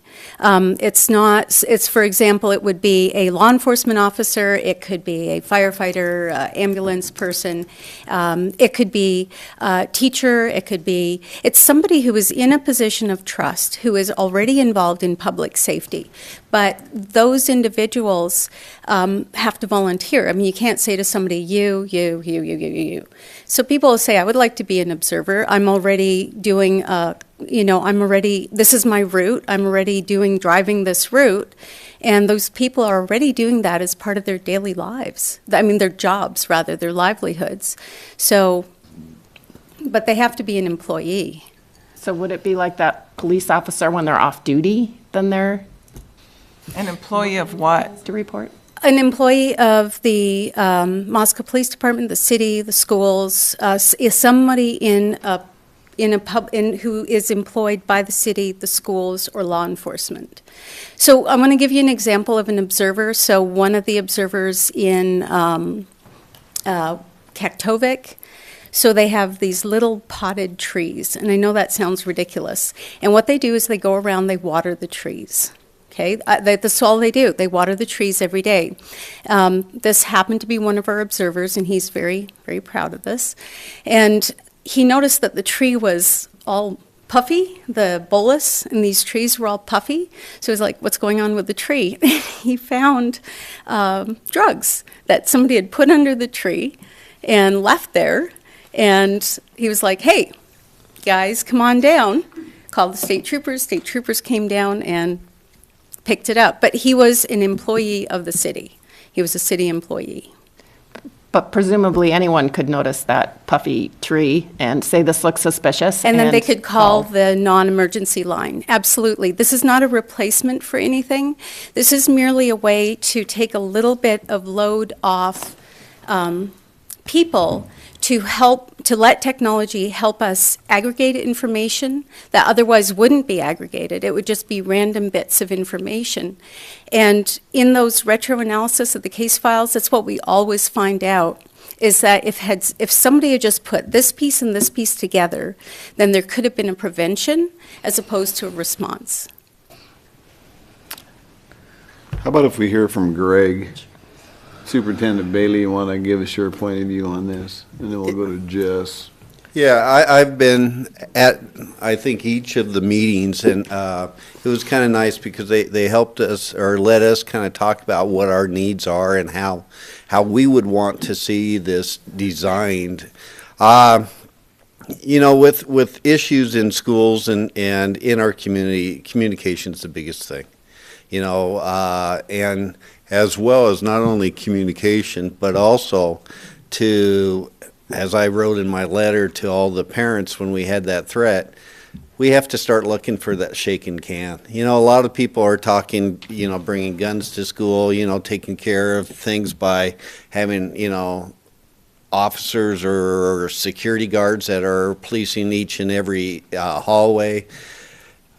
I've had parents ask for, 6-foot fence. I mean, they're looking at razor wire. They're looking at, basically had people go all the way to making our schools look exactly like a prison. That's not what we want within our schools. That's not a nurturing environment. But communication is huge. And looking at pieces and putting pieces together is what's going to help us identify people early on and get them help or acknowledge them, rather than ignore things. I too have seen things, in the community and have made that phone call saying, this isn't a 911, this is just something. But I was uneasy about doing that, just going, God, are they going to think Bailey's nuts because he's always doing doing reports? But, I always give this incident. I was walking through East City Park and on the picnic table was a styrofoam box. It looked heavy, it looked too expensive to be there. And it was early in the morning. And I'll be honest, I didn't even want to touch it because you're just wondering if someone put something there that may blow up if you touch it. So when I got home, I made the phone call. It would have been really nice to have that ability to just, connect to people and just say, here's something you should probably look at. We talked about it having even a lower level that can help us within the school. Of a teacher seeing something, seeing a kid just uneasy. Like I said, the shaking can. We're looking for that kid that isn't being typical, isn't being what we see with that child on an everyday basis. We're looking for that kid that's ready to explode, And every time a teacher that comes up to us and says, hey, you might check out Billy, something's just wrong. And a lot of times it's just an issue that happened at home, that night before. But if we can catch that before, we can usually do something other than having to deal with a major behavioral problem or something like that. I mean, I want to look at the antecedent. I don't want to deal with the consequence. I mean, we want to try to catch those things before they start and help them out, be positive rather than dealing with the consequence of issues. So do you feel like you don't currently have a way for teachers and administrators and staff in the school to We communicate do, about but this, those I kinds think, of would be concern? quicker. I think this would give us an avenue that not only will the principal see it, but possibly the superintendent can see it too. And sometimes we have to put things together between buildings. You've got a kid acting up at the elementary school, and sometimes their older siblings doing something a little bit different, and we can bring these things together and put the story together and say, you know what, this is something we can deal with, or, oh, this has just made this small issue become a major issue in the sense of this is something a lot more serious than we thought in the first place. So you kind of thought about having this type of system, but just more internally within the schools where the HFOs would be various people identified in the I think schools. there's one part where we can deal with our schools. I think when we have a lockdown, I'd like people to know. Like right now, if we have a lockdown, it's great. We can lock it down. I got these 3 cards. I hit this card, every door in our school district locks down, the outside doorway. If I want to do this one, the district office locks down. So we have that capability of locking the doors down. But, we lock down if the middle school locks down right now, we have to remind someone to make a quick call to the district office so that we're informed about it too. So we have to have that information. This way, we would be able to know sooner so that we can start our processes. There's a lot of processes in a lockdown. There's a lot of details that we have to deal with. We know parents are going to be coming to the school as quickly as possible. I want to intervene something here, Greg. Brandy, one of the things I'll say, when that incident happened last April, I can remember myself, I was down at the Breakfast Club having breakfast, and I got this phone call, and I had no idea what was going on. And I called Chief, and Chief was somewhere between here and Boise. I get like 3 or 4 calls from people before I could figure out what in the world was even going on. And I know Greg, all of a sudden, What he doesn't want to have happen is 200 people show up with shotguns at school if there's an issue or something. If we can, that was a kind of concern. I would say probably the best way to put it, our very liberal community became very conservative in seconds. I mean, people wanting to bring guns to school, people wanting to, just go after someone. I mean, it became very scary. I was more scared, I'll be honest, for 20 days, I was more scared of what community members may do in this situation than the person that was actually who made the threat, because I knew they had a really good watch on them. But I can't believe the comments I had on the phone regarding parents making comments about coming to school with guns, sitting out in parked cars with guns, and things like that. Question. So these are potentially these same liberal conservatives, could be some of the same high fidelity users reporting incidents. Except I believe the way we are told that there are going to be people that are trained, they're employees that we can make sure that, there's different levels of them. And, if someone is someone who, you believe is going to be in a kind of a panic state, and not a very reliable reporter, then that's noted. I was thinking about this with all the HFOs being able to log on and see all the greens and yellows and reds that are happening at any given moment. What is there to keep all these HFOs from flocking to a dangerous scene? That's happening now. Well, except you can't log on and see where the... As soon as you call 911, we got enough people that are watching the... Scanners, I mean, you can show up for it. What do they call them? The scanners. Thank you. I mean, that's my biggest issue. I've had parents that said, you didn't call me quick enough. I'll be honest with you. I'll tell you right now. If we had a shooting, I am not going to call parents, right away, because I need these guys to get there fast, and I can't have the parents, getting all the roads crowded. That's what happened up at Freeman.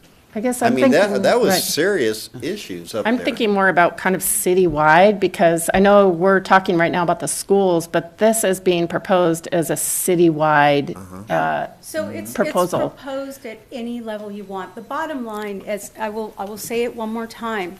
These individuals are not people that are going to go running towards something and flocking, because they're already trained individuals. This is people like Chief Fry. He's not going to go running over here because he's panicking. That's the key to these people, is that they're already in a position of public trust. They're called vetted positions. So these are not individuals that are going to go running. They're not individuals that are going to panic. These are just individuals who are trained to respond in a very specific way as a group of individuals. So I think what I'm guessing is happening right here is you guys are thinking there's going to be people running around willy-nilly, No, you punching have it in the buttons. document. You talk about the training in the document. It talks about it's 3 days, 2 in the classroom, 1 in the theater, that they're vetted, how it's going to be divided into portions. I have a feeling that the people that are chosen, that's why so is that your concern, that there'd be so many people that, let's say, somebody left the HFO, they don't want to be an HFO anymore, so will they start to talk? No, and it then- wasn't clear to me in here that we're talking about law enforcement. Well, Teachers. Chief Fry's going to be the guy that's going to be making the Right, but I call. mean, He's as far doing as all the this, Brandon. HFOs, so you would be deciding who they are, but it wasn't clear in here that they will be limited to other law enforcement. I think you said fire, ambulance, and teachers. Does that cover it? But you also said community.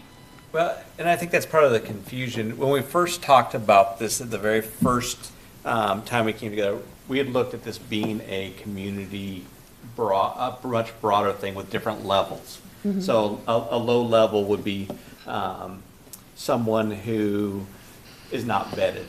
And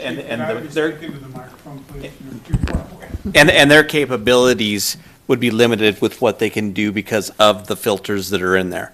The vetted folks like law enforcement, possibly some military folks up at the university, people who have training to be able to observe this stuff would have less filters to be able to report, if that makes more sense. But, so I think there was confusion at the very beginning of this. That's why we're pushing this out very slowly. If the council says, we want this to be law enforcement, first responders, teachers, people who are already vetted, then that's where we will go with that.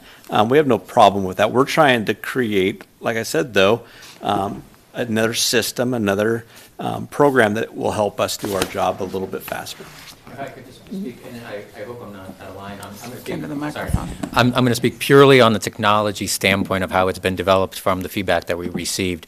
There are currently 5 levels of permissions, so not everyone who's in HFO potentially goes on the portal and sees everything.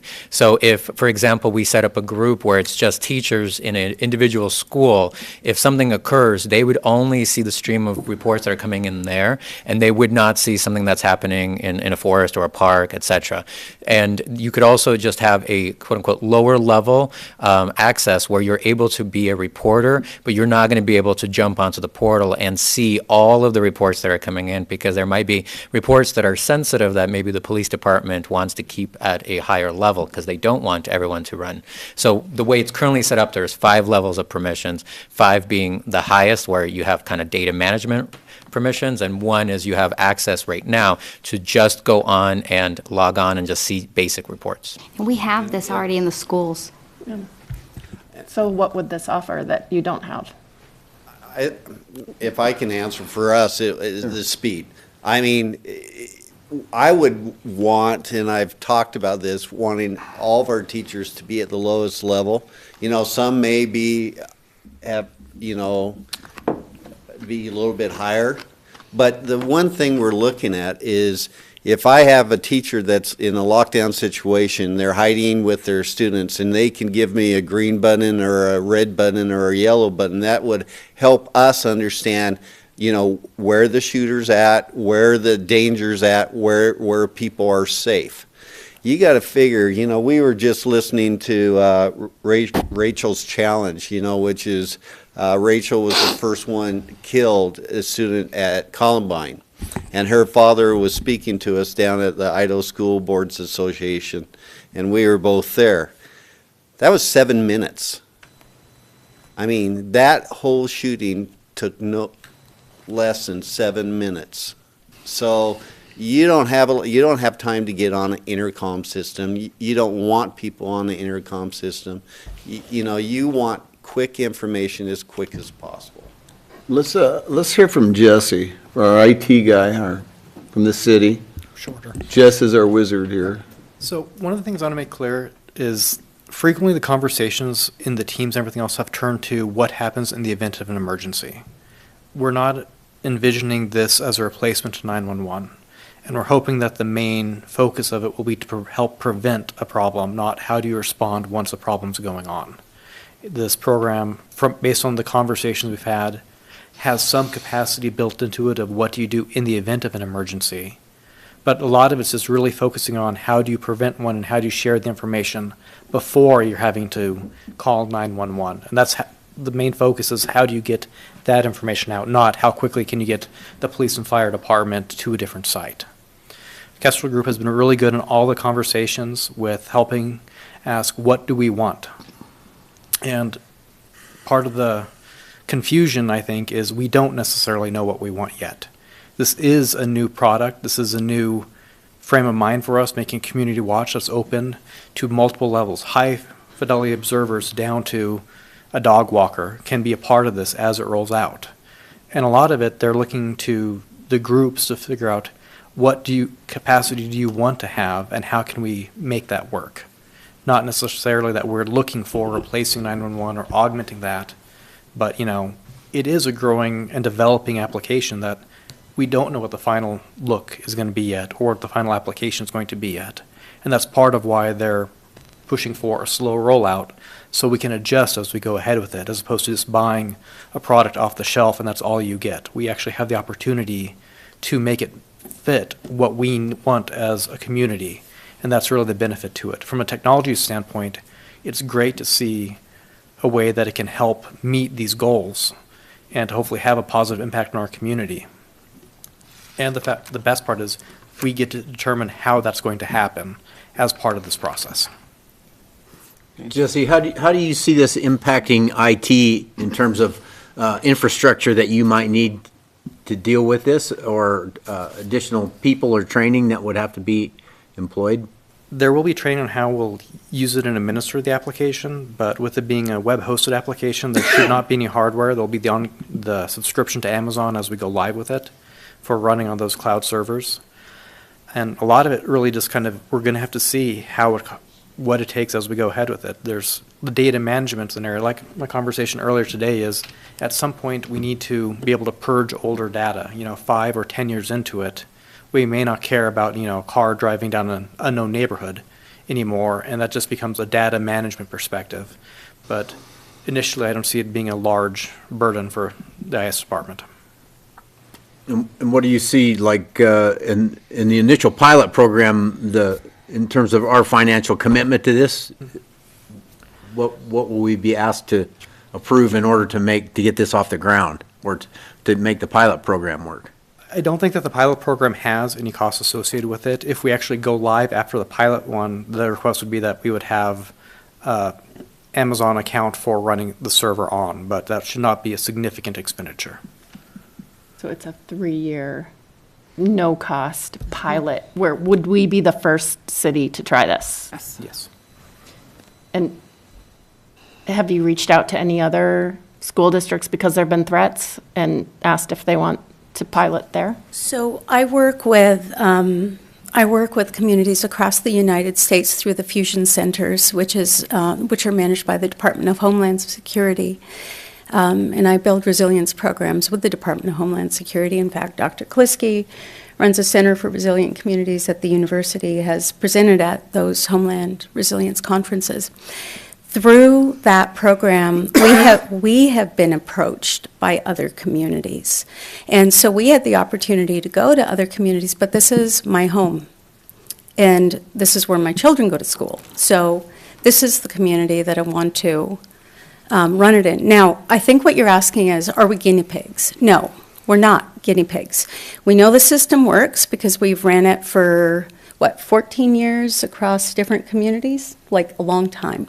So we know the program works. The science behind the HFOs is old, it's well vetted, it's published, you can read about it, so we know that works. All that is new here in this community is us.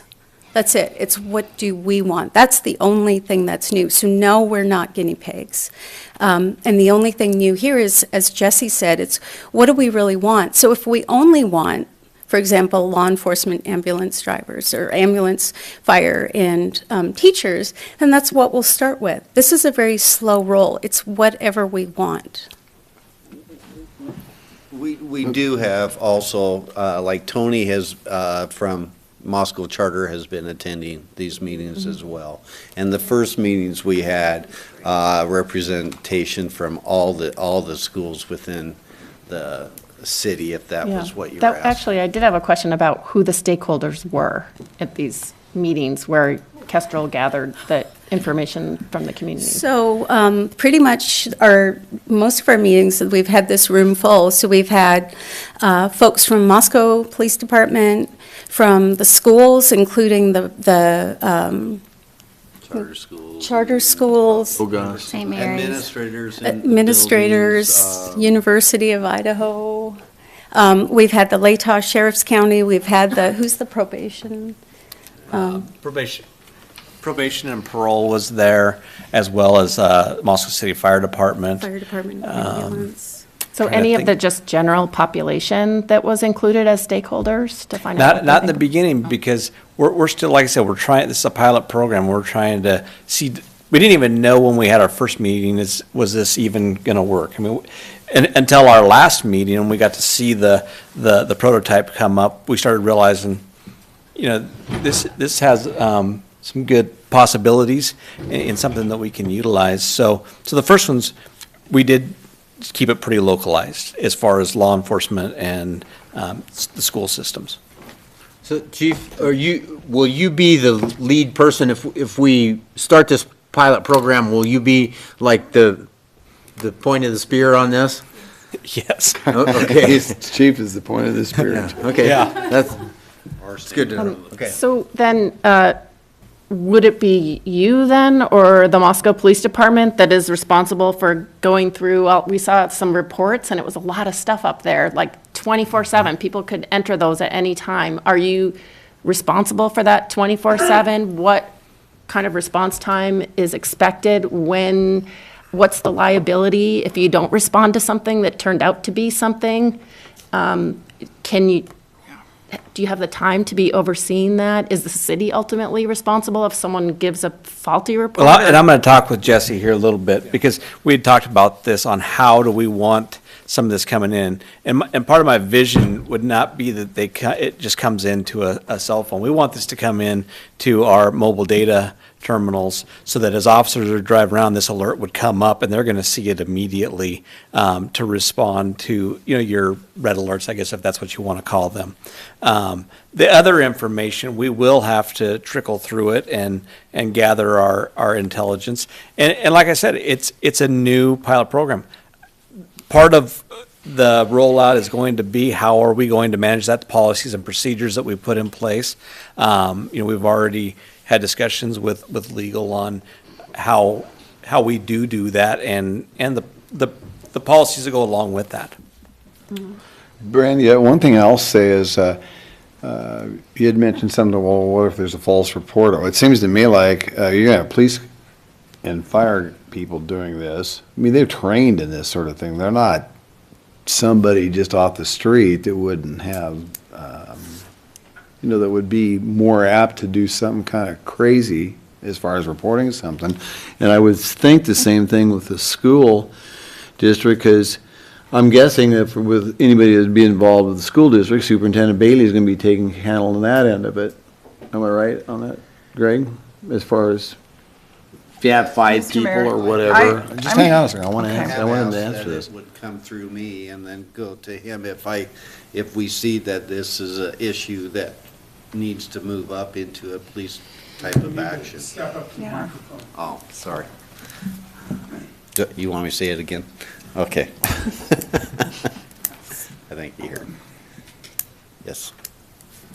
Well, as far as the school, people in the school that would be involved, you'd be the person that would be working with Chief Fry on who those individuals would be, or. We have filter systems, it's gonna go to the principal and myself so that we can see what the issues are, because a lot of times we want to see, issues that will affect a kid with their education. We're not looking at just legal actions and things like that. We were trained to, see a kid that will disrupt a classroom or something like that. Occasionally, we do deal with issues, within our schools with, kids that do make mistakes by bringing drugs to school, bring knives to schools, things like that. Those happen even in Moscow, situations. So those would move up and go farther, which they would anyway. That's, our SRO officers. But, what I'm seeing is this is, 99% of the time it's trying to catch things and just put pieces together of a puzzle that could be, could prevent something that really could change this community drastically.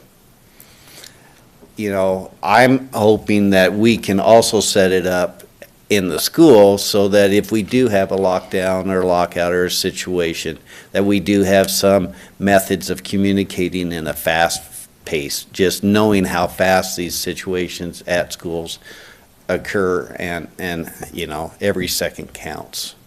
And if we can know where every kid's at, know who's safe, who's not, that's helping the police. I mean, right now, we've even asked them, the police don't have access to our video cameras, but we were talking and asking, can we set it up that if we hit lockdown, then those cameras automatically become accessible? Because we, at that moment, we definitely want them to have access to it because they're portable, they're mobile. Every officer would be able to look in, check out every hallway and see where the, shooter is, if that's the case, or wherever the situation is. So if you could implement that, that would be even better than this, right? No, Have that's even more part of information. it. That's part of this. Oh, you couldn't make that happen without this? Not really, no. No, right now, the only way we've talked about doing this is that I would have a passcode that I would call him and say, here's the pass, get on. Gina, So I'm That could hearing, take I'm some hearing time. this discussion largely, 95%, centered around schools. I'm having a hard time figuring out how this fits our community. This is all built into what, your speed of reporting incidents in schools and that sort of thing. I think everything you have in the schools is the same thing in the community. I think the speed of letting people know of something that's happening in the community is just as valid as it is in the school. The community. I'm just representing the school. I Right. mean, I could say the same thing about the whole community. If I might answer that, Please. Gina, right. what comes to mind to me is the John Lee situation. And he went to 3 different locations in town and shot people, one of whom was a very close friend of mine.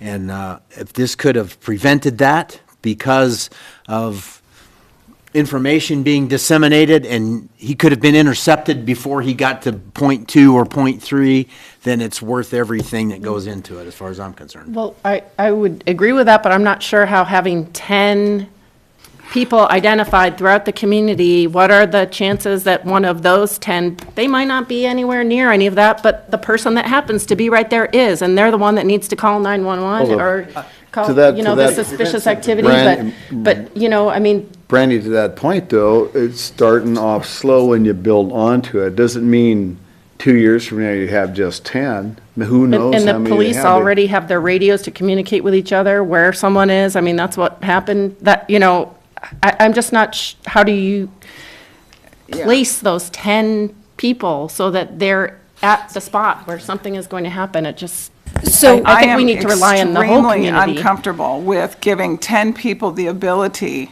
to judge a situation and call the police or call the authorities on what could be an innocent situation. They are the I'm really police. uncomfortable about that. And I think it sets up a really potentially divisive situation within our community. In that I see one what person you're- telling on okay. another. I think that's very, Okay. very uncomfortable and could be a real, and I talked with the chief about this today, this could be very divisive. And I can see it very clearly for the safety of the schools. I totally see that. I do not agree with it in the community. I don't think it fits our community. So will you be the person then that if something happens, so you don't believe in the safety of the community? I'm not understanding what you're saying. How did we go there? You're saying you don't believe that it fits the community? I think that the model that you're proposing with high fidelity users and that ability to quickly get information to the administration offices fits the model of the school very well. Okay. I'm not sure that it fits our community. I'm not saying get rid of safety. I'm saying I don't think that model fits the community the way it is right now. But you think it fits the school? I do. Okay, and my concern is children. So I think we're in agreement on that. I think it fits the school very well. I didn't disagree with that. Thank you. Yep. I just want to jump in and just say that I really appreciate all the work that's gone into this with different. I do too. With different stakeholders, and I very much empathize with where you're coming from. I just don't know that this is the best solution, as folks have pointed out, whether that be in the schools or community-wide. And I think from what I've read, it sounds like basically the key to prevention is improved education and access community-wide, so that response times can be quicker as opposed to selecting a specific number of folks. And it does concern me that the criteria isn't clear.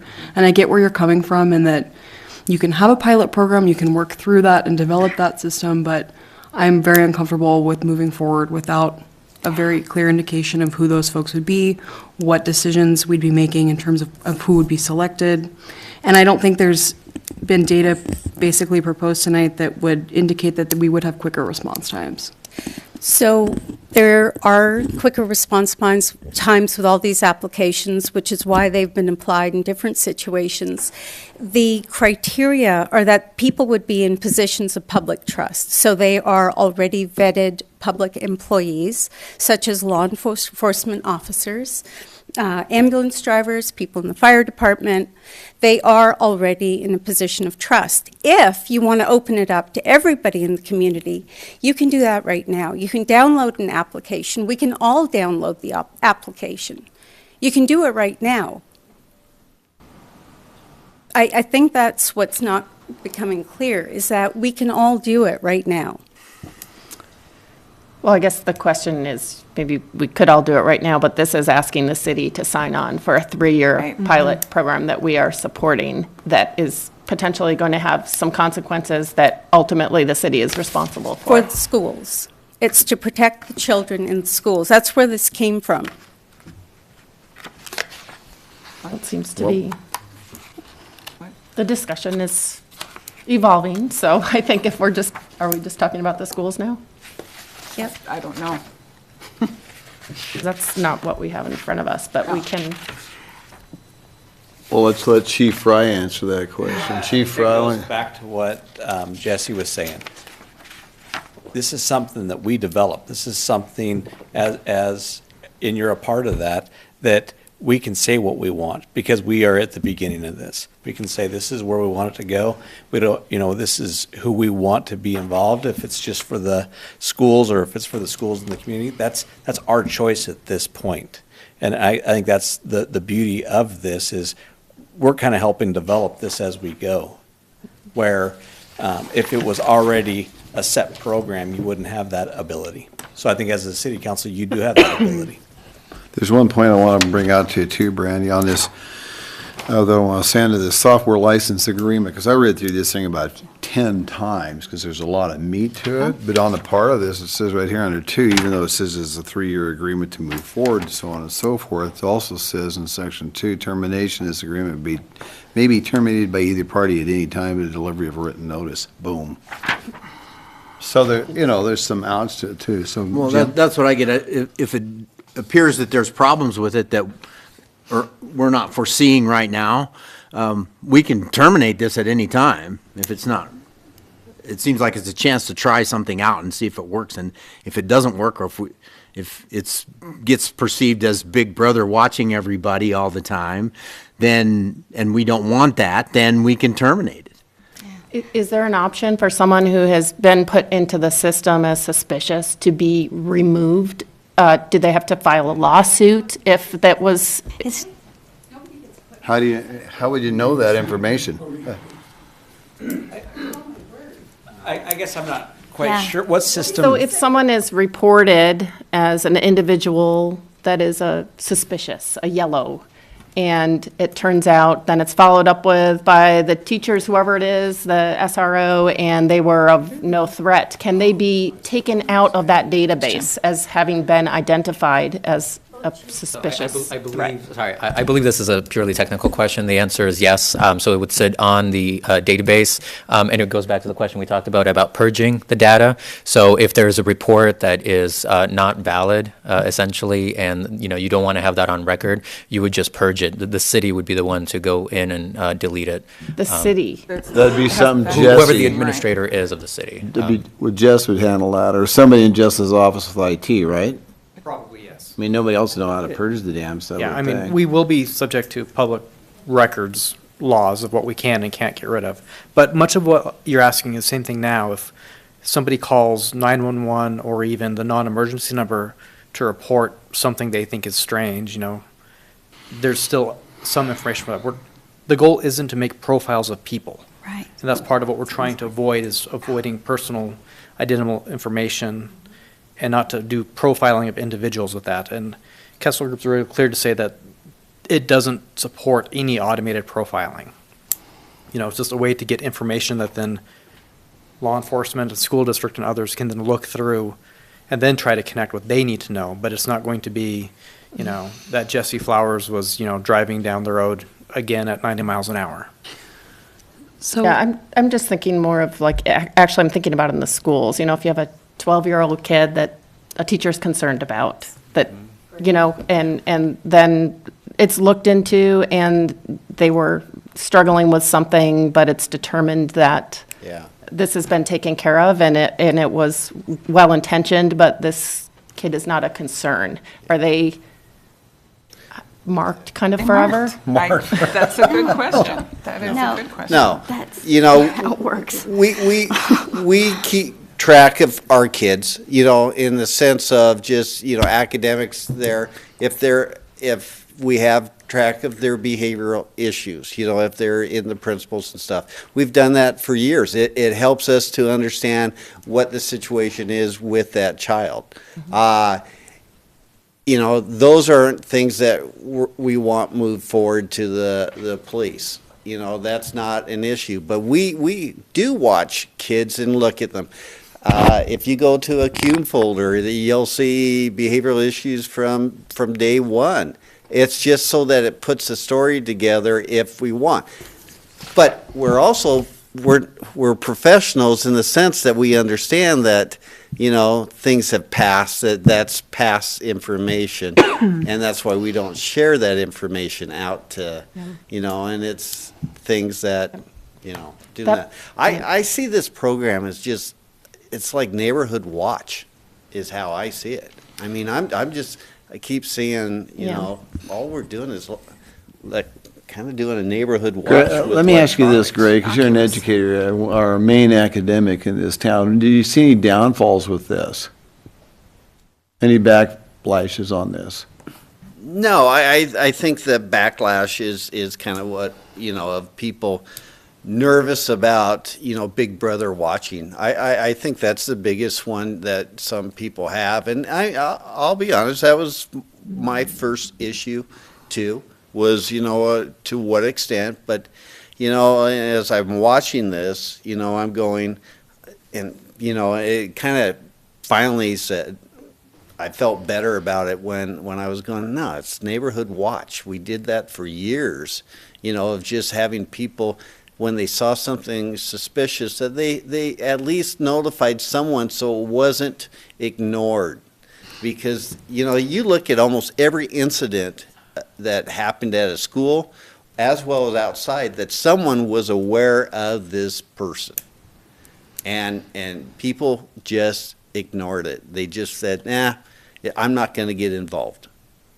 And I think anytime we have more eyes out just saying, that's just beyond strange, that we... I agree with that. I'm not sure that these 10 CFOs are not people that already would be doing that, so. Right. Once again, I think remember, we're just trying to do a soft start. We're just trying a small amount. That's 10 people that have access to a capability of information. Yes, they're already doing that. But this way, they have another avenue to go that might be a little bit faster. So it might stop something, and it's something that we're trying out. If it's something that doesn't, work, I'll be right there with James going, I don't like this. This isn't working for us. Let's look at something else. I'm just looking for ways to communicate in a school. I think it's the same, but I think it's the same thing in our community of finding ways to get information so that we can, stop some issues that have happened in the past in this town. Well, one thing that's a little different with what you were talking about with the kids, what's happening now with their behavioral charts and concerns and things like that. And I'm not saying it's an issue, but law enforcement is also now going to be in on that loop. So it is quite different than what you're doing now. No, it isn't. Right. If you have a threshold, they call on. Get up to the microphone, please. That law enforcement's going to be watching our kids? Well, if the whatever HFO, thank you, is reporting suspicious behavior of a kid, and many of these HFOs are law enforcement, and they're accessing Out in the community? No. Then it's, or in our school? No. Okay, now we're not, Yeah. I'm confused. I Okay. think we've got some wires crossed Okay. here. Indeed. Maybe. Yeah, big time. Yeah. Yeah, let's do a restart.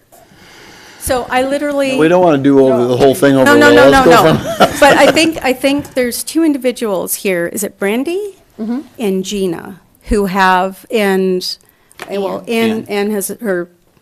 Okay, I think we're crossing wires. So the 10 individuals, I literally said, we're doing this on volunteer time. He's not getting paid. I'm not getting paid. Nobody's getting paid here. So we're doing it on volunteer time. And I was like, how many people could we train? How many people could we work out the bugs in the system? How many would be enough to get a statistically significant number that this works or doesn't work? And so and Chief Fry asked me, I'm like, oh, I don't know, 10. We could do 100. We could do 200. We couldn't do it in terms of the time we're doing, because this is a lot of time. I have a full-time job. I have 3 young children. I travel a lot. So we're doing this all in volunteer hours. So I picked 10 because it was doable. My core focus is children in schools. That is my core focus. That's what I care about. And this started because of the Easter email. Okay, this isn't meant to be a giant, program that's going to take over. I'm not sure what's going through your head right now, but all I want to do Please don't give me the finger like that. I don't is appreciate make that. sure that our children Yeah, so are I protected. understand what you're saying. I think we all do. And I'll reiterate my point earlier, which is that I understand that concern. I think that's a very valid conversation to have as a community. I don't think this is the approach. I don't think this is the solution. And so I'd be in favor of calling a vote at this point. Thank you. And I would move that we do not approve this proposal. Ann made a motion, and it wasn't seconded. So Okay, well- the motion dies, Ann, for lack of a second. I'll this make a motion that we ask you to rework this to be an internal school-only proposal and bring it back to us. Second. It doesn't need to come. If it's just going to the schools, then Well, I mean, I'm going to the board, not to you. I mean, I don't see Sure. why I would that sounds appropriate. involve If you you don't need at the that city, then. point, so, So the yeah. Superintendent Bailey, so if it was just for the school only, then it would be just a school, would have nothing to do with the city.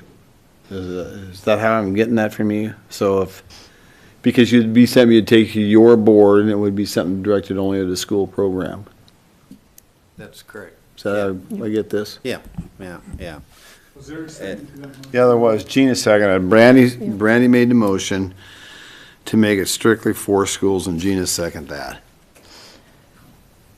So, That takes it. yeah, well, I would say, I think that's appropriate. It sounded like many of us, the main focus is for this to be implemented in the schools, and if that's really the case, and the schools can work with Kestrel to make that happen, and then work out the details. The city isn't needed for that. Yeah, that's something. The city was impacted by the events. And when Superintendent Bailey talked about this, the fear factor controlled everything. And so they're trying to think proactively instead of reaction. We spend all our time in reaction. So this is just an opportunity to explore another way to think about gathering information. So I would agree with that, and it could still happen. But the coordination with the city, I think, is important because of the resources and the personnel The that are part of issue this. where we had the threat dealt with the community, not with the school. Yeah. The victim was the school, but the whole thing happened outside, was part of the community. And I thought your communication was wonderful, and I thought Chief That was- Fry's communication was wonderful in the But that updates, was and I think you communication communicated very after, well with each that other. was communication after the fact. Right, so the important thing, it sounds like, is that the communication can be quicker during the event, which is occurring Or within the pre-event. school. Or pre-event. Right, which it's, But that's So not, that would be appropriate for the school then. but that's not, no, it'd have to be in the community to be helpful. Jim, you want to weigh in on this? I still think that we really don't have much to lose by trying a pilot program on this. And I can see the concerns that people have about being watched. You're being watched right now, and people can call 911, or they can call and report you for stealing your own car or whatever now. And the police will come and pull that car over and find out if it's the actual owner of the car or not. I just don't, I don't have the fear of this program that maybe I'm seeing from other people, and I think it'd be okay if we went ahead and tried it. Because we can opt out at any time if it seems like it's any sort of threat to our freedom as citizens, so. Well, and what I think is, so these are the people that had to deal with the situation as a whole. They're coming forward with a solution. We have a community member that has an expertise, that went to a company that has been working on this for years, that talked to our community members, that they're trying to put this together. and I think it's appropriate for them to work together on it, the schools and the company. Agreed. If that's where we think it's needed, and if it was spurred by The this parents are threat, the ones then- that showed up at our doors, that sat in the parking lots, that made phone calls to us, that didn't Well- bring their children to school. This was not just a school event. Yeah, well, then maybe we should get some of that general population to hear what they think about it before we decide to sign on with this. They weren't part of the stakeholder meetings, Right. you know. But I guess where we are, we have a motion and a second, and we are hearing that maybe, Well, basically, Brandy, with your motion and Gina's second about throwing this back to the school district, it just takes the city out of it, so it's like a no vote. But I mean, Also- basically, it's a still no don't- vote because we're not going to be a part of it, is what you said. Now, Gary, do you have a? unless you all decide that you want to come back with another proposal that's really focused on the schools and that would involve the city, but if you don't think there's and that could be the start, that's the pilot. If it's successful, and then at a future time, we decide we want to try it and expand it to the rest of the community, we could always do that, but start it, that's kind of the motion or the proposal that I'm making, and whether or not you want the city's involvement with that, I suppose, is up to you. Gary, you had a point you wanted to make? The motion was that the city's essentially rejecting signing the agreement and would recommend that the program be directed to the schools, which means the city would not be involved. That's correct. at Well, that it's not point. exactly, the motion I made was that, to ask you to come back to us with an alternate proposal that is for this to be implemented just within the schools. And if that's not something that you want to do, that's. Well, if it, Wouldn't have to but it's come not back to our us. decision whether Yeah, it it would doesn't be. If it's only going to be implemented in the schools, then Yeah. it would never come back to us Yeah. until, unless it was implemented and then it was found to be effective and then brought back to us to add the city to it at some later date. Yep. But the motion that's on the floor now is to reject the, well, That's not what she said. What was the motion? The motion was to rework the app as a school only. Rather than community-wide at this time.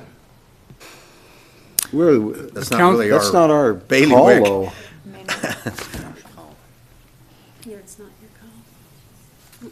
I mean, point of order here, Gary, I mean, that's not our decision to make. We either approve this thing or we don't approve it.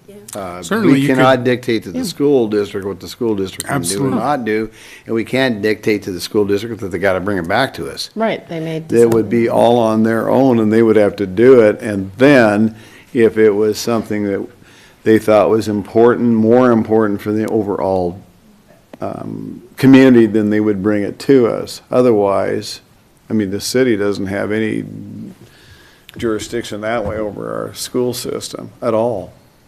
No, Greg which is what I Bailey, was trying to Dr. get to, is what was the action going forward? I guess what we're trying to do is to find out, does the council want to see this again? Is there something else that the chief, Dr. Bailey, and Jesse and Kestrel and Lil could bring forward that you mentioned asking the community stakeholders? Is that something that you'd like to, in order to, if you'd like to look at it again, that you reach out to stakeholders? Community stakeholders? Would that make it more palatable to the council? Or when we looked at this from a staff level, we were looking at, number one, was there a safety factor? Could safety be enhanced for the community? And clearly the police felt that that was the case. Secondly, what happens to the data? Is the data going to be leaked somewhere or sold or something a la Google or Facebook? So we needed to make the data secure. So as Jesse has indicated, the data belongs to the city. It's maintained by the city. It's in control of the city, just as all of our utility billings, our police records, all of that are within the city's control. So from that perspective, it wasn't an issue, at least from an administration standpoint. Then there's a public records aspect, and Mia has indicated that the public records aspect is manageable.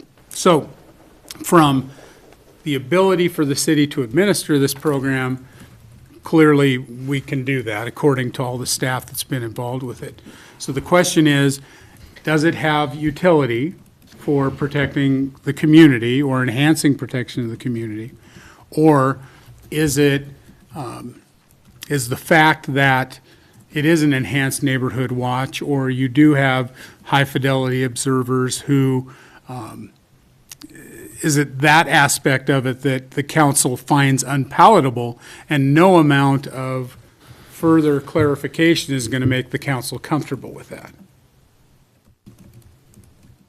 I guess that's the main question I would like to see clarified. Well, I think there's not enough, and I understand how it has to be gradual and you have to figure it out because it's never been done before, but there's not enough known for me to feel comfortable to recommend that the city adopt this. Well, I'm not, you know, Right. I think there's just too many unknowns. So do you for me want to to recommend amend your that. motion to that effect? That you want to see more information before we could decide on this? In other words, we want to table it for now until we get more information? Is that where you want to go with it? It seems to me that there isn't more information to be had because this has never been done before. So, you know, I would be supportive of taking another look at it after the school has implemented it. And if they don't implement it, you're not interested in seeing it back. I guess that's right. Well, if That'll they be don't their implement decision. it, I would be curious to know why they decided not to as well. But, I mean, I'm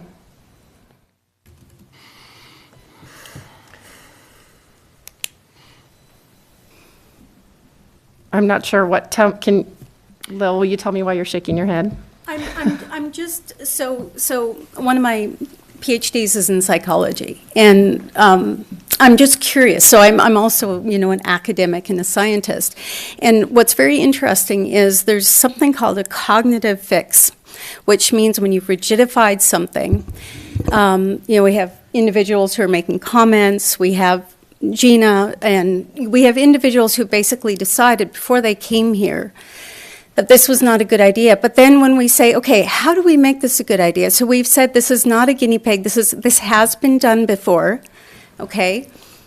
And then we say, what would make it better for you? What would get to make you comfortable? It's actually more of an academic question of what is it that doesn't sit well with you? You said response times would not be increased.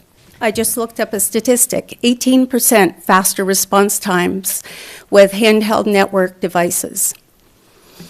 You thought it would be divisive in the community. We have all kinds of ways to put people in different boxes. We have students being graded all the time. my own kids, I have some that are like over here and some that are over here. As you said, we're being, anybody can report, anybody can call in. I can take a picture of anybody and send it to the Fusion Center, and people do all the time. In fact, on average from Moscow, there are several reports that go to the Fusion Center all the time. Those reports go to places that you don't even want to know. So it's more a question to you. What is it that would make this useful to a community? Because I'm literally, so you've told us things that we've said, no, that's not the case, but then you've told us again that that's your perception. Well, I feel I've gotten some mixed messages because the gentleman from Kestrel, I thought, said this is an application that has not been tried before. The application, the actual thing, because it was designed by us, we are unique. So this is the first time we have done it. The technology has been used for a long time. The system, the Neighborhood Watch program, has been around since 82. So there's great things about the Neighborhood Watch program, but there are also, as we probably are all aware, big problems with the Neighborhood Watch program. Yet almost every community in the United States has adopted it.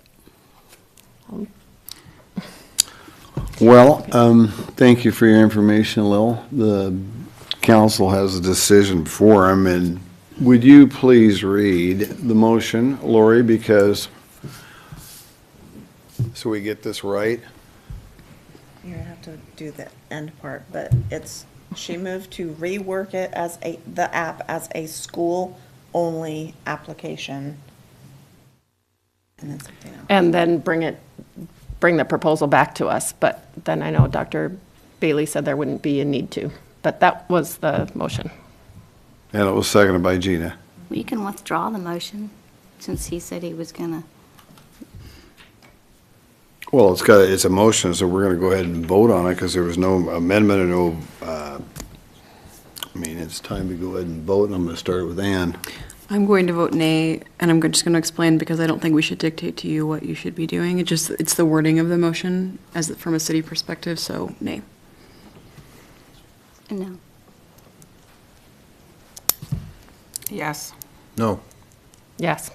Okay, it fails, 3-2. The motion fails, 3-2. 3 nays and 2 yeses. So we're back to more discussion. So Well, who I wants- move to review the recommendation and consider approval for the software license agreement for an advanced alert distribution reporting system pilot project between Kestrel and the city of Moscow. I'll second that. So what do you mean by review? I'll read it to Not you, what we sir. did. It says, review the recommendation and consider the approval of the software license agreement for the Advanced Alert Distribution Reporting System pilot project between Kestrel and the city of Moscow. So is that different than what we we reading have it? been What do you doing? mean by review it? Catherine, I'm sorry. Review the recommendation. What does that mean? That's what the proposed action says in our statement. So we're not So voting to Gary. approve So anything. the Hang on review a is second, from Gary. the administrative committee Yep. because they forwarded it. So what was, No, But the we gave- reason the word, Hang on a second. verbiage is no change is because the administrative committee brought it forth with no recommendation. Exactly. Therefore, the consideration is exactly the same. If your intent is to approve the software license agreement, then the motion would be that you move to approve the software license agreement. so because they recommended just reviewing it? They didn't Made no recommendation, they recommended it be just reviewed? forwarded to city council. Right. Okay, so then I need to amend my motion then to say that we consider approval. Okay, if I may. Considering approval is not an action. That we That'd be approve. approved. Yes, thank you. You have to go straight to approval. Okay, so the motion is to approve the software license agreement for an advanced alert Distribution Reporting System Pilot Project between Kestrel and the City of Moscow. And that was seconded by Jim. You're I'll good with that, second Jim? the amendment there. the Okay. Clarified motion. yeah. Okay, Yeah. everybody clear on it?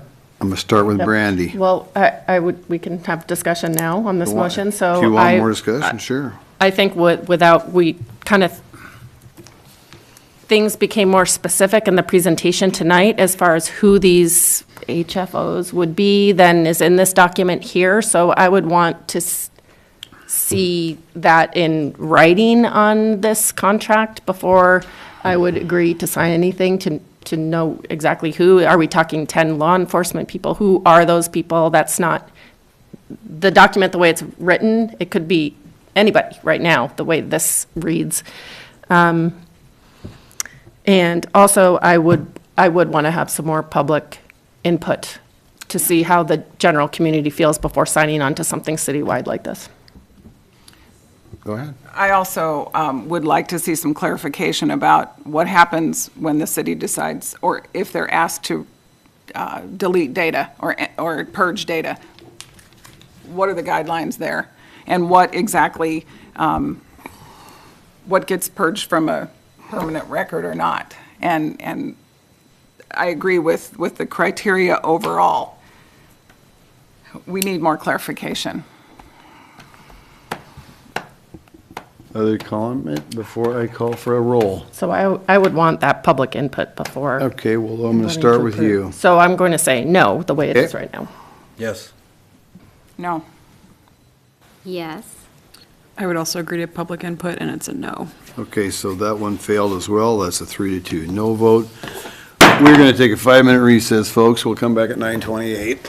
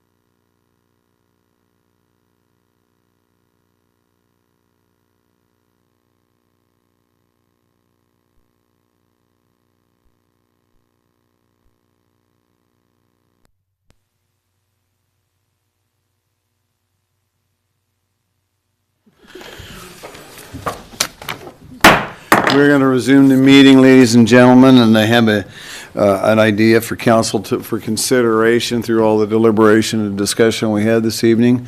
What I may suggest to the council, of course, this is your vote because you are the council, but there's further questions that need to be asked, and what I would suggest is that it comes back to the administrative committee for those further questions, and give staff the directions on what kind of questions need to be asked.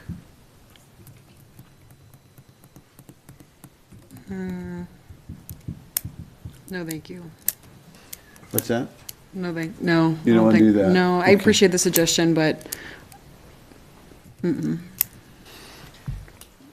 we're going to stay here, folks, until we make a decision. Make a decision, Yeah, Mr. Mayor. I believe Yeah, we but- voted to reject the last motion was voted down, the motion to accept. The motion was, to accept was voted down, but we'd still need a motion to not accept the process. Isn't that correct, Gary? Well, actually, the council's made a decision. I think what we're trying to find out with the work that's been done so far, if the council, if there's further information you want, if you want to have some public feedback, if you want to find out how people are selected, some different things that have come up tonight, certainly would like to provide that information if council would like to see this again. I would like to add something to that too, Gary. There's a lot of folks here that did a lot of work on this on a volunteer basis. That wasn't paid for. They're doing it for the love of the kids in our community, and it's not something, I mean, I think we need to be able to look at that as well. It wasn't just a directive from someone for a sum of money or other things too. So we've got a number of people that have put some time and hours and effort into doing this, so. Yeah, I appreciate that, of course, but I think we have to look at, this is I think a bigger issue that we need more information on, because this is making a decision, if it is citywide, that no matter how many people volunteered, how many hours, I commented that I would want to see more defined specifics that we requested and have and public input. So, if that's something that is worth the volunteers' time to pursue, I don't know why it couldn't, that's a decision for them to make. I don't know. Or do we? Yeah, I don't think it's. Something can always come back in a different form later, right? That is voted down. Well, the council's made a decision, so if there's no further direction, you won't be seeing this again. Yeah, to me, this decision was based on what we had in front of us. Okay. If something else comes to us, it's a new decision, a new discussion. Gary? In my estimation of this, the people who brought this to the council in the first place, or brought it to committee, brought it to city staff, would now have the option of, once they've had the council's input into what makes them uncomfortable, the people who vote against, that they can rework their proposal or provide more information to make it more palatable and bring it back. There's nothing that prevents them from doing that in the future, at some future time, through the same process that it got here tonight.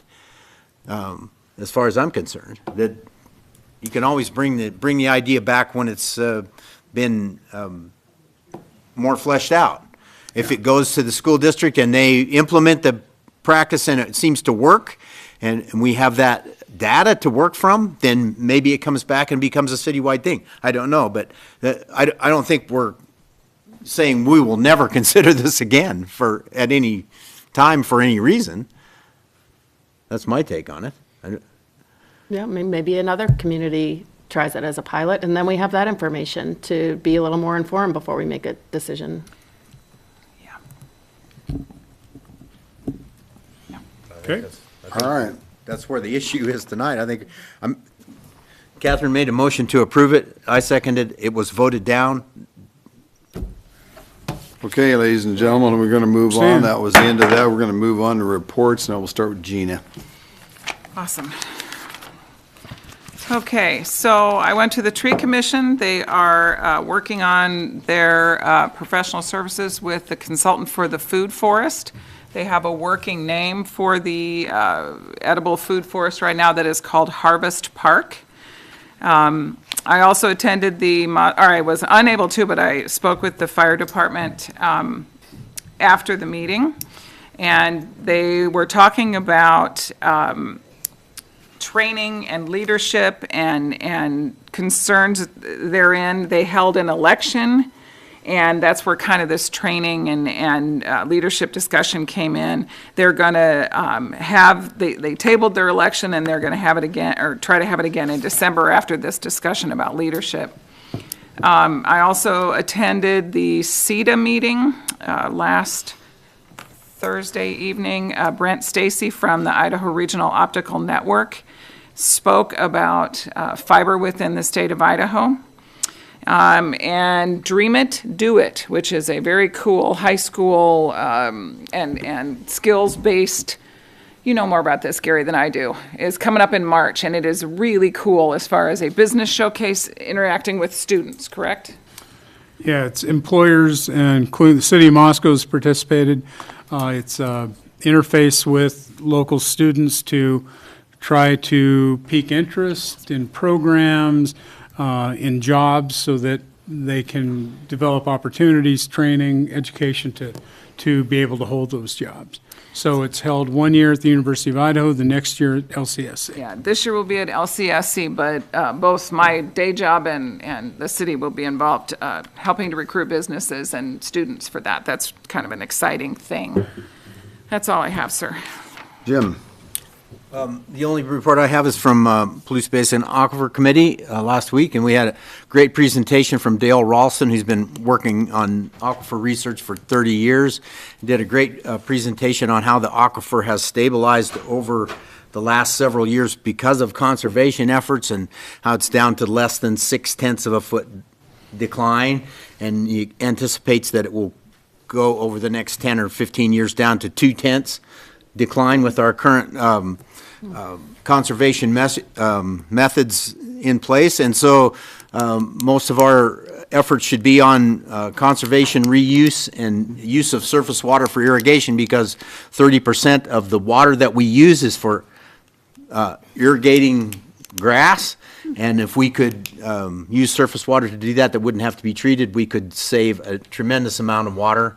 And that should probably be our focus. The Idaho Department of Water Resources is also going to be coming forward with some grants for recharge of aquifers, where we could use treated water from our wastewater reuse and reclamation facility to recharge the aquifer. So that could be shorter term than coming up with a water supply that we have to treat to potable standards from surface water.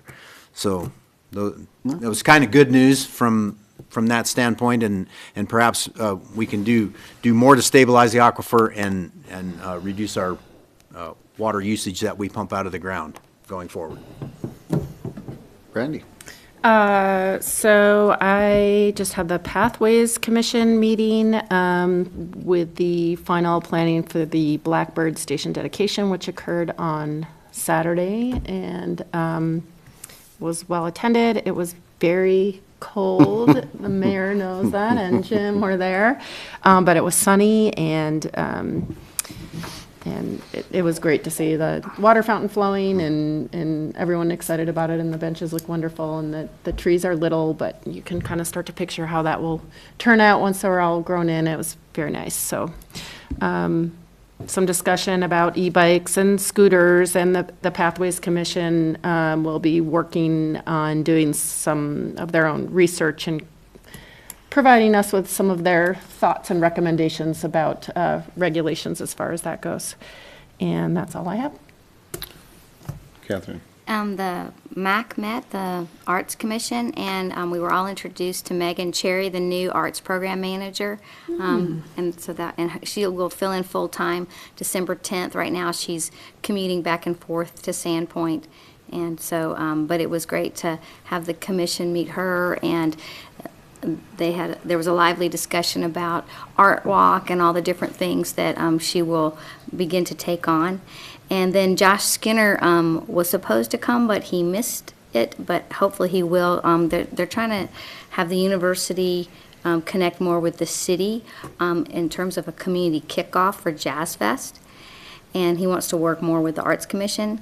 The Appaloosa Horse Club bus shelter art was presented by Melissa Rockwood, and it's going to have the history of the Native Americans and then the horse club and then the museum on that bus shelter. So there was a good discussion about that. And they do have 2 vacant seats, so if anybody's interested in being on the Arts Commission, the next meeting is December 11th. Okay, man. Planning and zoning met last Wednesday. There were a couple different items on the agenda. So there was a public hearing for a rezone. So 2350, they rezoned from ag forest to farm ranch and outdoor rec. They talked about the subdivision code, which they're in the process of reviewing. So one of the biggest items of discussion was how many entrances you need for certain development sizes. So as it was proposed, it was 1 per 60 units, which they talked about quite a bit, thinking it was pretty low. And then comprehensive plan open house recap, so they talked about that. So I had noticed that you couldn't very easily find it on the city website. You had to know what you were looking for, so I suggested they repost it as a news story, so it'd be back on the front page, which it now is, which is great. Public comments are happening until this Friday, so if you want to put that out there, that'd be really helpful. And then lastly, they just reviewed the proposed area of city impact agreement. Okay. Well, I've got a few things. On November 8th, we had the Town of Gowan session at the Transit. And there was, yeah, there was Ann and Gina and Brandy and myself there. And that's always a good function because we had a chance to go over SUI leadership and talk about different things. And that's one of my favorite things to do is talk to those kids and see what's on their mind and what they're doing. And they got lots of good ideas and stuff. And of course, President Staben was there as well. And a bunch of city. Gary was there. Mia was there. Sarah was there, and I don't remember if Jed was there. Amanda was there. There was, I don't know, half a dozen of us. And it was kind of a nice thing. November 11th, which was a Sunday night, we had a Veterans Day evening dinner at the University at the Pittman Center. I went to that, and that was very well attended to honor veterans and as well as even those that are still in the military. So that was a very nice evening, very nice event. November 13th, we had our MIAC meeting, which is good. We got our, all of our officers are in place, and the kids have came up with their own mission statement, which took about 45 minutes to hammer that out, but it was a pretty interesting process. But we're making progress with the kids, and so it was wonderful. And then, as Brandy said, November 17th, Saturday, we had Blackbird Station. Very clear, very blue, and a little breezy and cool. And I made a promise to everybody that that would be the last dedication this year because we were pushing the button because it was cold enough. But there was probably 50 people there. It was a really nice turnout. And one of the things they said in the statement was the brickwork, the benches, the water fountain, the trees, a variety of people. It was a huge collaborative effort to make that thing work. And that thing has been in the process for well over a decade, 12 years. And a couple of years ago, we took the monies that were the $12,000 that was there and got things kind of, the groundwork and stuff redone and got it ready for us to go. And of course, this council had budgeted to finish the thing off. It's beautiful. It's very, very nice. So it was a fun event. With that, Gary, do you have any reports tonight? Nothing, sir. Okay. With that, we are not going to have an executive session this evening, so I would entertain a motion to adjourn. So moved. Second? Second. All in favor? Aye. Opposed? Okay. We are closed on 9:42, folks.